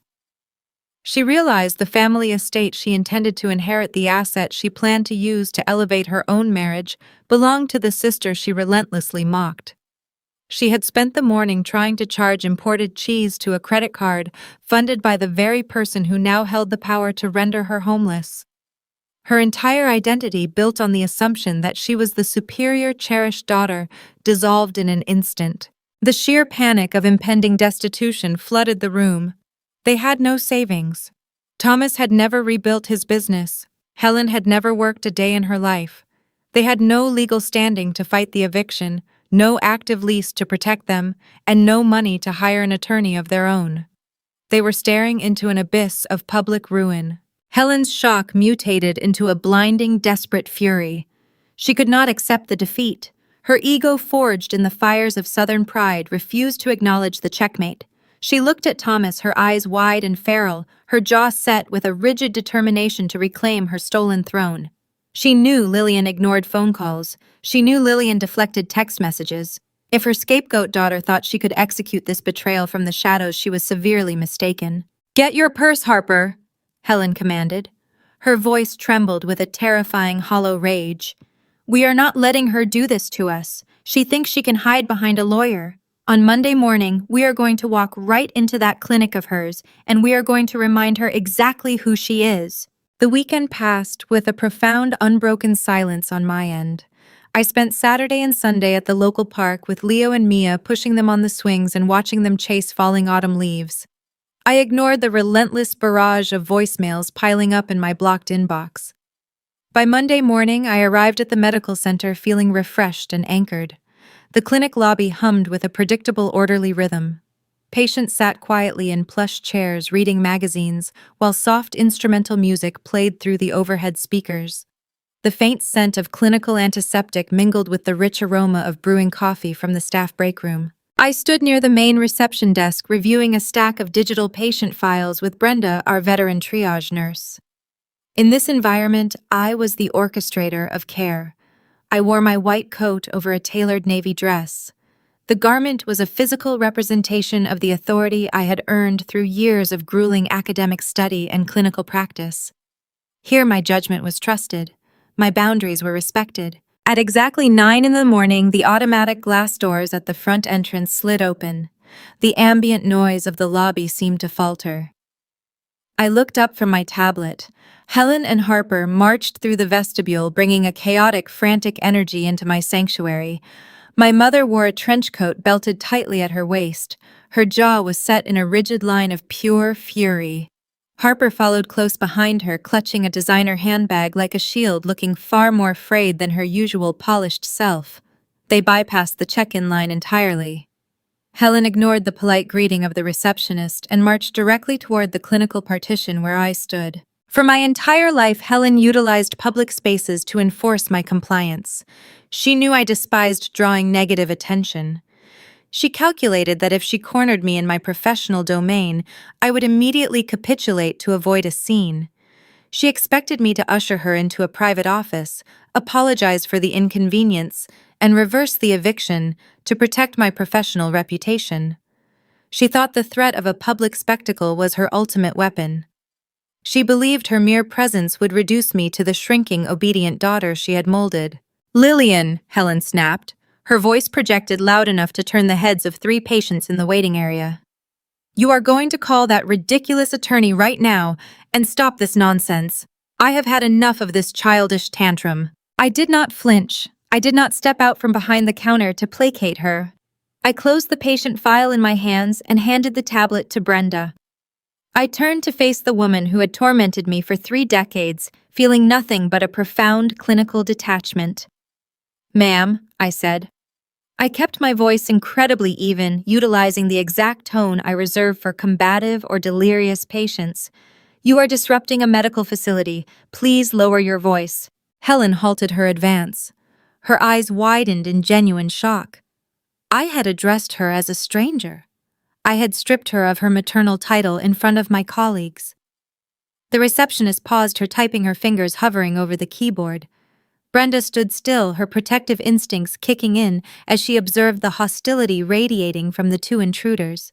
"Do not speak to me like some stranger off the street," Helen hissed. She took another step forward, pointing a manicured finger at my chest. "You are going to fix this. You are going to restore the credit card, and you are going to withdraw that fraudulent eviction notice today. How dare you try to throw your own family onto the street after everything we did for you?" "Everything you did for me," I repeated. My voice remained steady and resonant in the quiet lobby. "You mean charging me hundreds of thousands of dollars to fund your country club lunches while making my son sleep on your floor? That arrangement is permanently terminated. You have 26 days left to vacate my property." Harper stepped out from behind our mother. Her usual arrogant smirk was replaced by a desperate, pleading expression. The reality of her frozen credit card and impending loss of status had clearly broken her spirit over the weekend. "Lily, please," Harper begged. Her voice sounded whining and thin, devoid of its usual superiority. "You are being unreasonable. David is so stressed about the money. I cannot buy groceries for my kids. You know we rely on that house for the holidays. We are your blood. You have to help us." I looked at my sister. She had been groomed for a wealthy marriage, shielded from every consequence, and handed every advantage since the day she was born. Yet here she was, standing in a public clinic, begging the sister she despised for grocery money and housing. "You found my sleeping bags perfectly reasonable on Friday night, Harper," I stated, my gaze boring into hers. "You found my bank account perfectly reasonable when you were buying imported cheese on my dime. I am not your benefactor anymore. You and David will have to fund your own lifestyle." Helen saw the controls slipping from her grasp. Her face turned a mottled shade of red. The realization that I was not going to shrink, that I was holding my ground in the very public arena she tried to weaponize, ignited a primal rage within her. She slammed her hand down on the reception counter, startling a nearby elderly patient who clutched his chest. "You ungrateful little brat," Helen shouted, abandoning any pretense of Southern grace. "I will ruin you for this. I will tell everyone in this town exactly what kind of monster you are. I will have your medical license revoked." I did not break eye contact. I reached under the rim of the reception desk and pressed the discreet blue button that summoned clinic security. I looked at Brenda and gave her a slight affirming nod. Brenda stepped out from the partition and positioned herself between the counter and the waiting area, a silent guardian of the clinical space. "You are trespassing in my workplace," I told my mother. My voice projected crisp and clear across the room. Every physician, nurse, and patient in the vicinity was watching the spectacle unfold. "If you do not leave this building immediately, you will be escorted out by police." "You would not dare call the police on your own mother," Helen spat, though her bravado faltered. Her eyes darted around the lobby, suddenly aware of the audience she had convened. She saw the appalled expressions of respectable citizens clutching their appointment cards. She saw Dr. Kensington stepping out of his office down the hall, his arms crossed in stern disapproval. She realized that she was not the matriarch holding court in this environment. She was merely a disturbance. Two uniformed security guards emerged from the rear corridor. Their heavy boots thudded against the linoleum as they approached the front desk. They flanked the reception area, positioning themselves squarely in front of Helen and Harper. "Is there a problem here, Ms. Collins?" the taller guard asked me, keeping a watchful eye on the intruders. "These women are harassing the staff and disrupting patient care," I replied calmly. "They were just leaving. If they refuse, please contact local law enforcement and have them removed from the premises." Helen stared at me, her mouth opened and closed in soundless shock. The ultimate nightmare of the Southern socialite had come true. She was being publicly ejected from a respectable establishment, treated like a common vagrant in front of educated professionals. The shame painted her face in vivid, unmistakable strokes. Her chest heaved as she struggled to draw a breath. She grabbed Harper by the arm, her fingernails digging deeply into the fabric of her sister's coat. "We are leaving," Helen hissed to the guards attempting to salvage a shredded fragment of dignity. She glared at me one final time, her eyes brimming with a toxic mixture of hatred and profound, undeniable defeat. "You will regret this." 26 days, I replied. They turned and marched toward the exit. The automatic doors slid open to release them into the crisp morning air. The lobby remained quiet for a brief moment, the lingering tension slowly dissipating into the hum of the ventilation system. Then the normal rhythm of the clinic resumed. Brenda squeezed my shoulder in silent solidarity. Dr. Kensington gave me a respectful nod before returning to his office to see his next patient. My colleagues did not ask probing questions or offer unsolicited pity. They simply witnessed my strength and validated my authority. I sat back down at my workstation, picking up my tablet to review the next patient file. The attempt to intimidate the scapegoat had failed permanently. Helen and Harper had expended their final exertion of power and found it completely ineffective against the fortress I had built. They could not manipulate a woman who no longer sought their approval. But the fallout was far from over. By severing the financial lifelines, I had initiated a chain reaction that would inevitably strike the men in their lives. David was about to discover the truth about his wife's spending habits. Thomas was about to face the terrifying reality of his own cowardice. The true extent of the financial devastation was preparing to wash over them, ensuring that the remaining weeks of their tenancy would be an agonizing descent into ruin. The women had tried their hand at intimidation. Now the men were going to try begging. The collateral damage from the financial severing spread far beyond the clinic lobby, seeping directly into the carefully curated life of the golden child. Harper built her entire identity on a foundation of perceived wealth. Her husband David was a marketing executive who traded heavily on optics. He drove a pristine luxury SUV, wore custom-tailored suits, and firmly believed he had married into North Carolina royalty. He did not know that his wife funded her half of their extravagant lifestyle by siphoning funds from a secondary credit card registered to her scapegoat sister.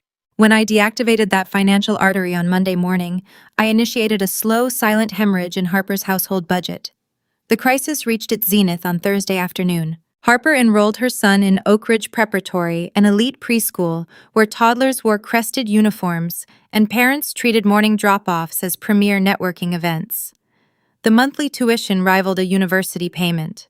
Harper normally paid the academy from her joint checking account with David, then used my credit card to cover all their household groceries, designer children's clothing, and spontaneous luxuries. This strategy kept her own bank balance artificially inflated, hiding her rampant spending from her image-obsessed husband. With my card disabled, Harper scrambled to cover her habits. The delicate balancing act failed. The tuition check she wrote to Oak Ridge Preparatory bounced due to insufficient funds. The headmaster did not call Harper. He placed a discreet, polite phone call directly to David at his marketing firm, gently inquiring about the returned payment. For a man obsessed with his public standing, the phone call was a profound humiliation. David left his office, drove home, and demanded an explanation from his wife. Harper, desperate and backed into a corner, deflected the blame. She spun a frantic lie about a temporary banking hold and directed David to visit the estate. She suggested her wealthy father could easily provide a bridge loan to resolve the embarrassment before the preschool gossips caught wind of the bounced check. David drove to the brick colonial expecting a swift, seamless transaction. He anticipated walking into Thomas's study, sharing a glass of expensive bourbon, and walking out with a check to save face. He viewed his father-in-law as an endless reservoir of capital. Instead, David walked into a mausoleum. The estate felt hollow and suffocating. Helen was confined to her bedroom, nursing a migraine and the scattered remnants of her shattered social standing. Thomas sat alone in his dark study, staring at a glass of cheap whiskey. When David confidently asked for a temporary loan to cover the preschool tuition, Thomas let out a dry, broken laugh. The sound sent a distinct chill down David's spine. The facade crumbled under the weight of an impending eviction. Bereft of options, Thomas confessed the truth. He admitted that his regional supply business filed for bankruptcy 4 years ago. He confessed that they possessed no savings, no investments, and no secret trust funds. When a bewildered David asked how they still lived in the sprawling house, Thomas delivered the final devastating blow. He told his son-in-law that the estate belonged to Lillian. He explained that the quiet, overlooked nurse practitioner had subsidized their entire existence, and she had just served them with a 30-day notice to vacate the premises. David realized he had married into a sham. The prestige he thought he secured was a mirage funded by the very woman his wife relentlessly mocked. His networking asset was actually a penniless liability. That evening, a heavy knock echoed through the hallway of my modest craftsman home. I had just finished washing the dinner dishes. Leo and Mia were fast asleep in their rooms. I wiped my hands on a towel and walked to the front door. I checked the peephole. Thomas stood on my porch. He stood under the glow of the single amber porch light, his shoulders slumped, his posture devoid of the confident Southern patriarch persona he wore for decades. I opened the door. I did not invite him inside. I stood in the threshold, framing myself against the warmth and safety of my home. "Lily," Thomas began. His voice trembled. He looked older, his face etched with deep lines of stress and sleeplessness. "Please, I need to speak with you." I crossed my arms. "You can speak from there." Thomas swallowed hard, trying to summon the paternal authority he relinquished long ago. He opted for the familiar tactic of familial guilt, the cornerstone of our regional culture. "You cannot do this to us," he pleaded. His eyes begged for a grace he never earned. "Your mother is just proud. You know how she gets. She cares about appearances, but she is still your mother. We are family, Lily. You do not turn your back on family down here. I am asking you to forgive her. Cancel the eviction. We have nowhere else to go. David is furious with Harper, and your mother cannot stop crying." He waited for the programmed response. He expected me to soften, to let the ingrained duty of a Southern daughter override my sense of self-preservation. He anticipated a tearful emotional debate where he could wear me down. "Wait right there," I instructed. I turned and walked to my home office. I bypassed the emotional arguments and retrieved the undeniable data. I picked up a thick black leather-bound ledger from my desk. I walked back to the front door, flipping the pages to a specific bookmarked section. I stepped back onto the threshold and looked at the man who had stood silently while his wife threw canvas bags at his grandchildren. "This is a ledger of my financial contributions to your pride over the past 4 years. I stated, my voice echoing the clinical precision I used during a medical diagnosis. I looked down at the organized columns of blue ink. "Mortgage principal and interest on a house I do not live in." I read aloud, tracing the line with my index finger. $96,000. Property taxes to the county, $32,000. Pinecrest Country Club monthly dues to maintain a social lie, $18,000. Concierge medical premiums because standard waiting rooms were beneath her, $9,000. I flipped the page, finding the secondary credit card expenses. Imported groceries, designer toddler clothes, and luxury cosmetics purchased by Harper using my emergency line of credit, $14,000. I closed the ledger. The soft thud of the leather cover punctuated the quiet night air. I looked directly into his eyes.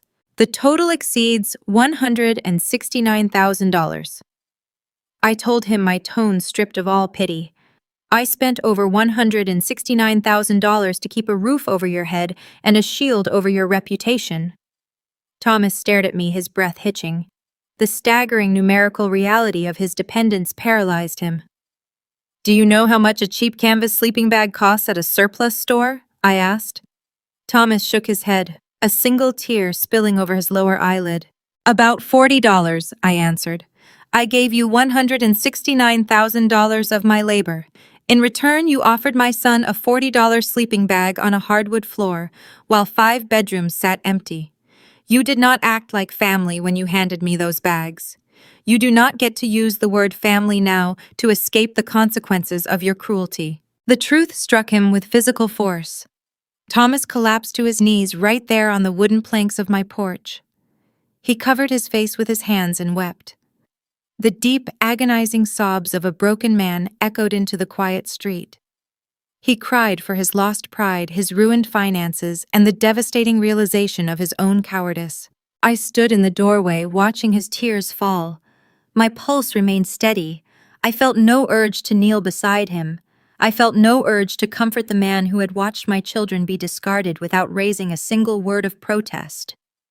"You have 21 days left to vacate the premises," I said. I stepped back into the warmth of my home and shut the door, the heavy brass lock clicking firmly into place. In the American South, gossip does not travel in a straight line. It moves like water, finding every crack in the foundation of a community, seeping into the soil until the entire landscape is saturated. By Monday morning, the story of the declined credit card at the Pinecrest Country Club had flooded the affluent neighborhoods of our town. The whispers escalated into a frantic symphony of text messages and hushed phone calls across garden fences and pharmacy aisles. Helen knew her reputation was drowning. To survive the rising tide, she attempted to build a dam constructed entirely of lies. She activated her emergency social protocol. She spent hours on the telephone with the ladies of the local church beautification committee. She wept into the receiver, spinning a tragic, calculated narrative designed to manipulate their sympathies. She painted herself as the frail, devoted matriarch who had sacrificed her golden years for an ungrateful daughter. She claimed that I had secretly stolen the family estate through a convoluted legal loophole while my father was distracted by his failing health.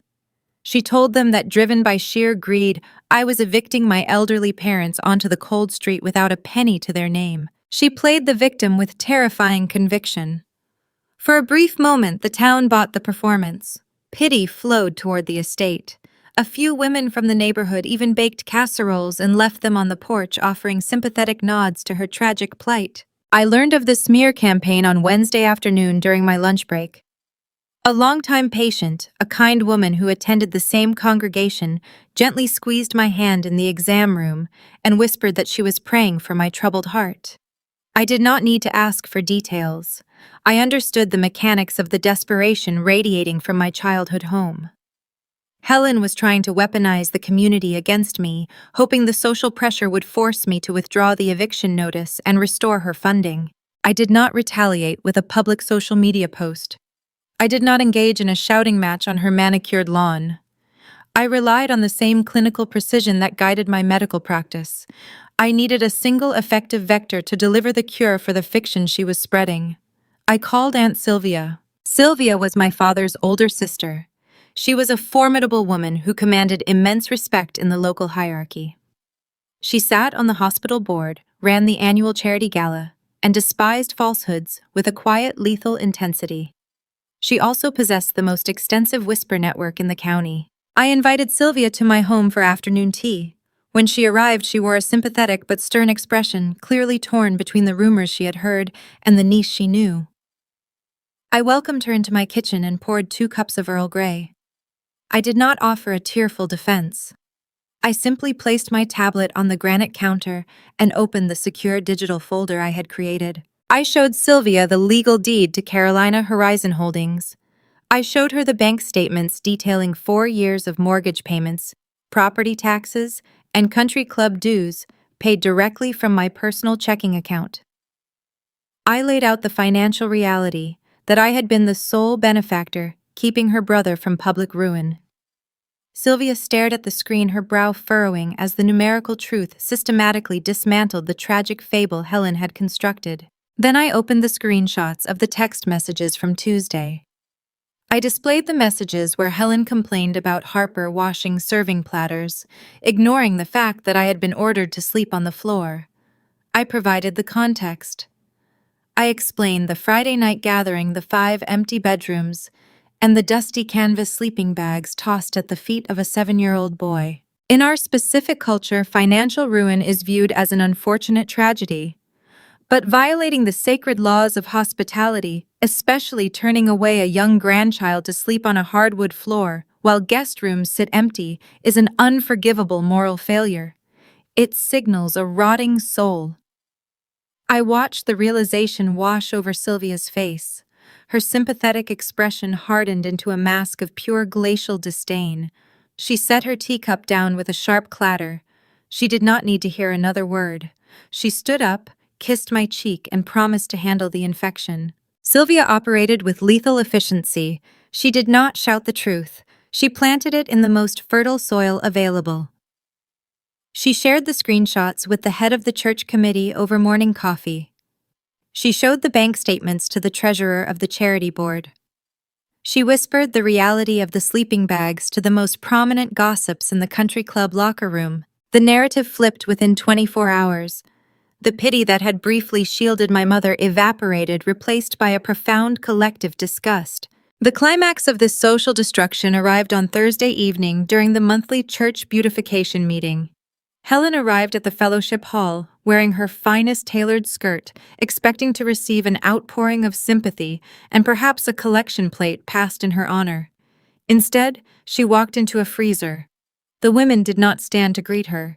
They did not offer her a cup of coffee. When Helen took her usual seat at the head of the conference table, the committee chairwoman slowly slid a manila folder across the polished wood. The chairwoman informed Helen that the committee was moving in a new direction and requested her immediate resignation. When Helen attempted to protest, playing the victim card one final time, the chairwoman leaned forward and delivered the fatal blow. She stated that the congregation could not be represented by a woman who denied her own flesh and blood a bed. The silence in the fellowship hall was deafening. Helen was effectively excommunicated from the only society she valued. She gathered her purse and fled the building, her reputation burned to ash. Harper faced a similar brutal reckoning at the Oak Ridge Preparatory Preschool. David had managed to secure a high-interest personal loan to cover the bounced tuition check, desperate to keep their son enrolled and maintain their facade. However, the return check was no longer the primary issue. The mothers at the preschool had caught wind of the story through their own overlapping social circles. During the Friday morning drop-off, Harper strolled across the manicured courtyard wearing her oversized sunglasses and carrying a designer coffee cup. She approached a group of mothers she usually gossiped with near the playground gates. As she drew near, the women physically turned their backs to her. They formed a closed circle, offering only icy silent profiles.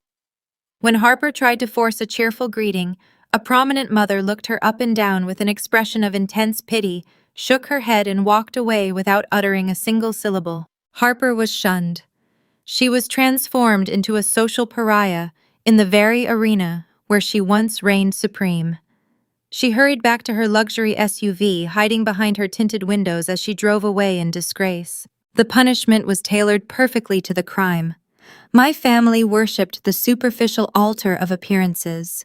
They sacrificed my dignity, my finances, and my children's comfort to maintain a flawless facade. Now that facade was shattered beyond repair. They were trapped in the estate for their final 2 weeks, surrounded by luxury they did not own, isolated from a community that now viewed them with total contempt. The social death they feared more than anything else had finally arrived, delivered not by my anger, but by the undeniable weight of their own actions. The 30 days expired on a crisp, bright Tuesday morning. The autumn leaves had turned a deep, fiery copper, blanketing the streets of our North Carolina town in a silent layer of frost. I did not drive down the long gravel driveway lined with magnolia trees to watch the physical evacuation of the property. I did not need to witness my mother boxing up her porcelain figurines, or my father loading his remaining golf clubs into the trunk of his car, or my sister weeping over the loss of a grand future she never earned. Watching them leave would imply that I required a visual triumph, that my self-worth was still somehow tethered to their visible defeat. I had spent 32 years looking at their faces, waiting for a sign of love that never came.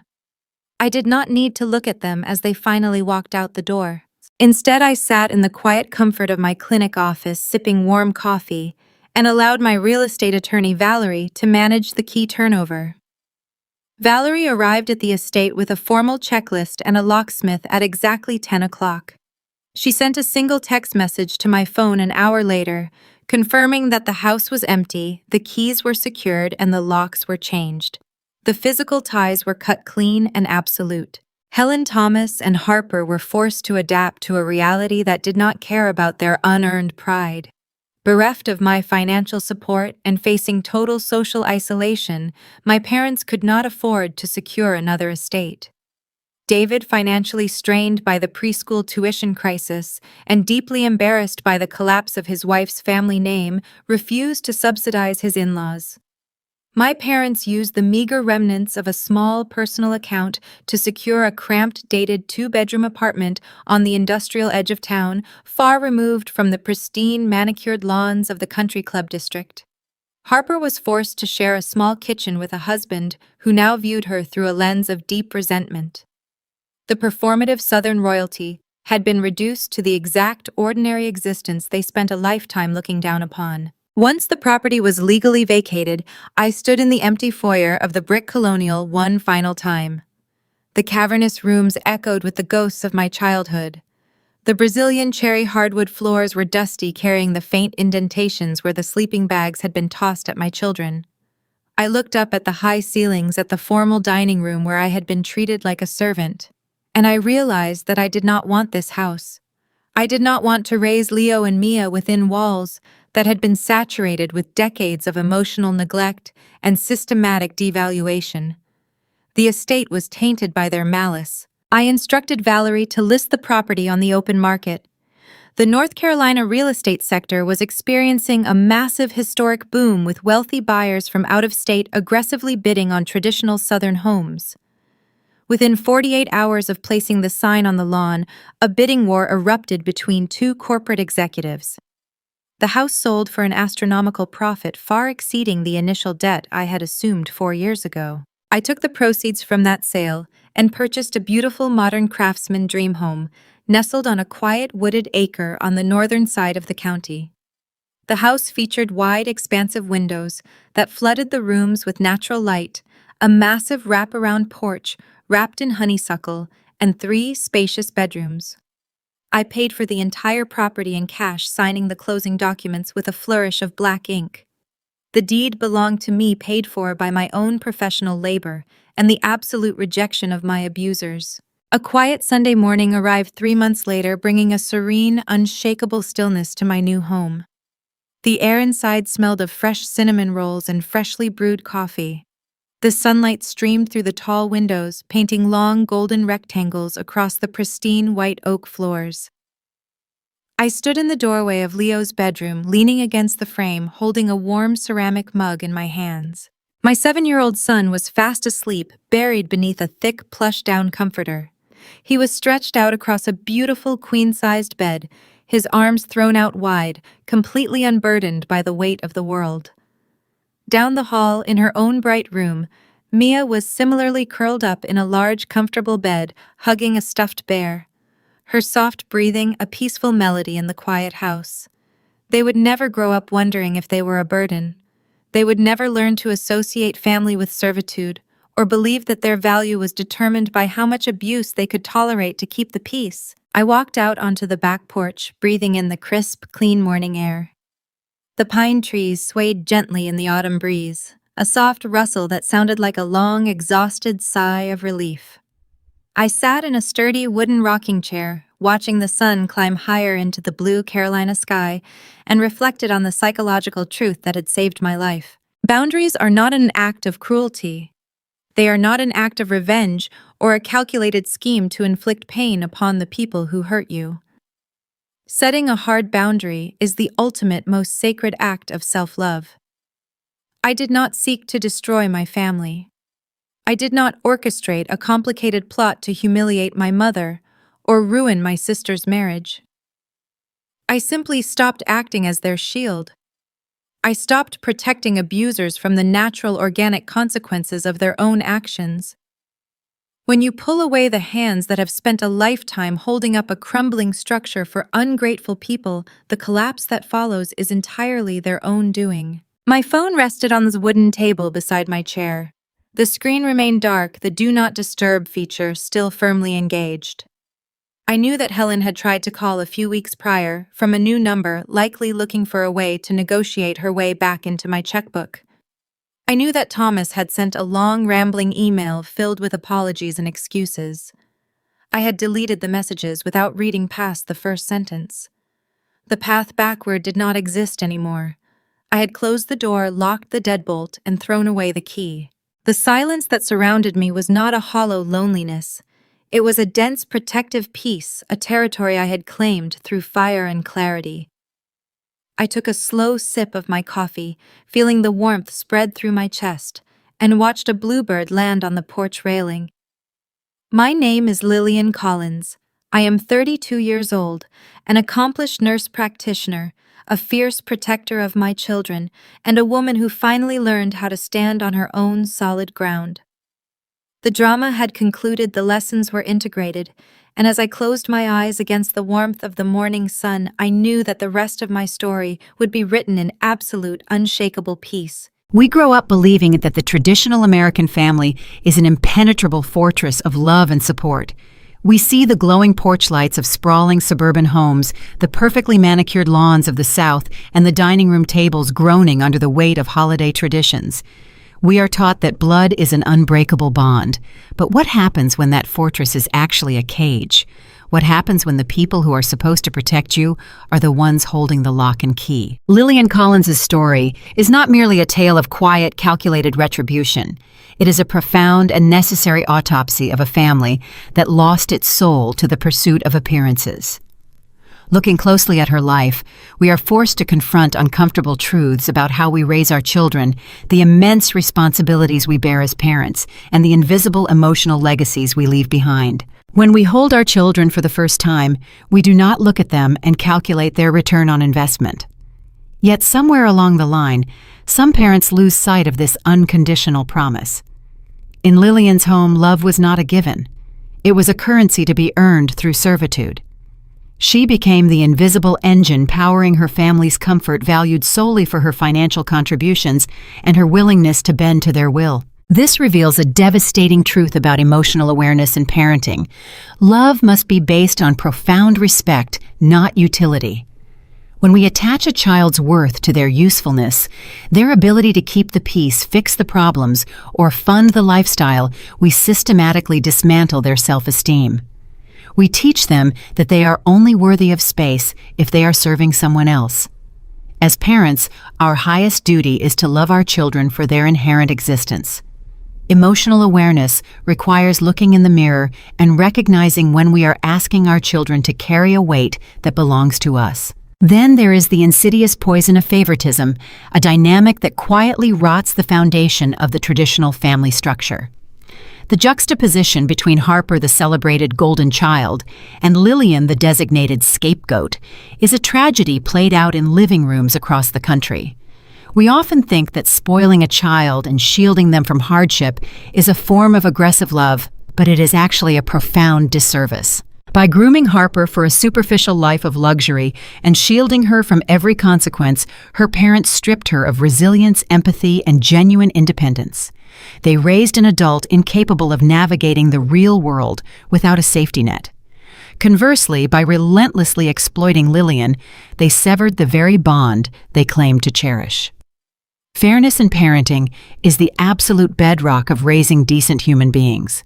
It is not about giving everyone the exact same material things. It is about providing equitable respect. When we pit our children against one another, when we create a hierarchy of affection, we are not building a family. We are creating future adversaries.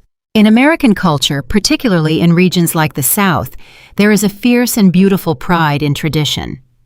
Concepts like Southern hospitality and family first are meant to evoke warmth, loyalty, and a tight-knit community spirit. But Lillian's story warns us of what happens when these cultural pillars are weaponized. Her family used the sacred concept of blood as a mask to cover their own cold-hearted greed. They demanded she sleep on a hardwood floor with her young child, invoking the very rules of family loyalty that they themselves were violating. As we guide the next generation, we must teach them that true tradition is rooted in genuine morality and honesty. A family's reputation should never be built on the silent suffering of its most giving member. We must teach our children that loyalty is a two-way street, earned through mutual respect and care, not extracted through guilt and manipulation. Do not confuse tradition with exploitation. Perhaps the most vital yet frequently overlooked skill we can teach our children is the architecture of a boundary. It took Lillian 32 years to learn how to say no to the people who birthed her. That is 32 years of shrinking herself to fit at a table where she was never truly offered a seat. If we want to prepare our children for the real world, we must equip them with the absolute right to protect their physical, financial, and mental space. We must teach them that their comfort matters just as much as anyone else's. Saying no is not an act of rebellion or disrespect. It is an act of profound self-love. When we allow our children to express dissent, to use their voices, and to set healthy limits in the safety of our homes, we ensure they will not become victims of exploitation outside of it, or worse, within it. Finally, we must take a hard, honest look at how we define success in our society. Helen and Harper chased a hollow American dream, prioritizing country club memberships, luxury vehicles, and the envious glances of their peers above the emotional well-being of their own flesh and blood. They built a grand house of cards on the foundation of someone else's invisible labor. In guiding our children's futures, we must pivot away from the pursuit of a social facade. Real success is not found in a velvet-draped dining room or a platinum credit card that you cannot afford. It is found in financial independence, honest labor, and the quiet, unshakable peace of knowing who you are when no one else is watching. We must raise children who value character over optics, who know that true wealth is a peaceful mind and a home where their children can sleep safely in warm beds. Lillian's journey is a mirror held up to the darkest corners of familial obligation, but it is also a roadmap for breaking generational curses. If you found a piece of your own truth in this reflection, if you have ever had to build your own table because the one you were born at had no room for you, I invite you to become part of our community.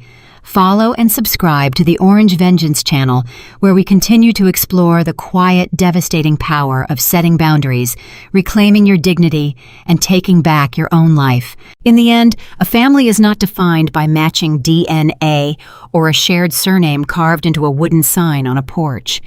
It is defined by who catches you when you fall and who leaves you on the floor. As you look around your own dinner table tonight, at the faces illuminated by the warm, familiar light, ask yourself, what kind of legacy are you really passing down?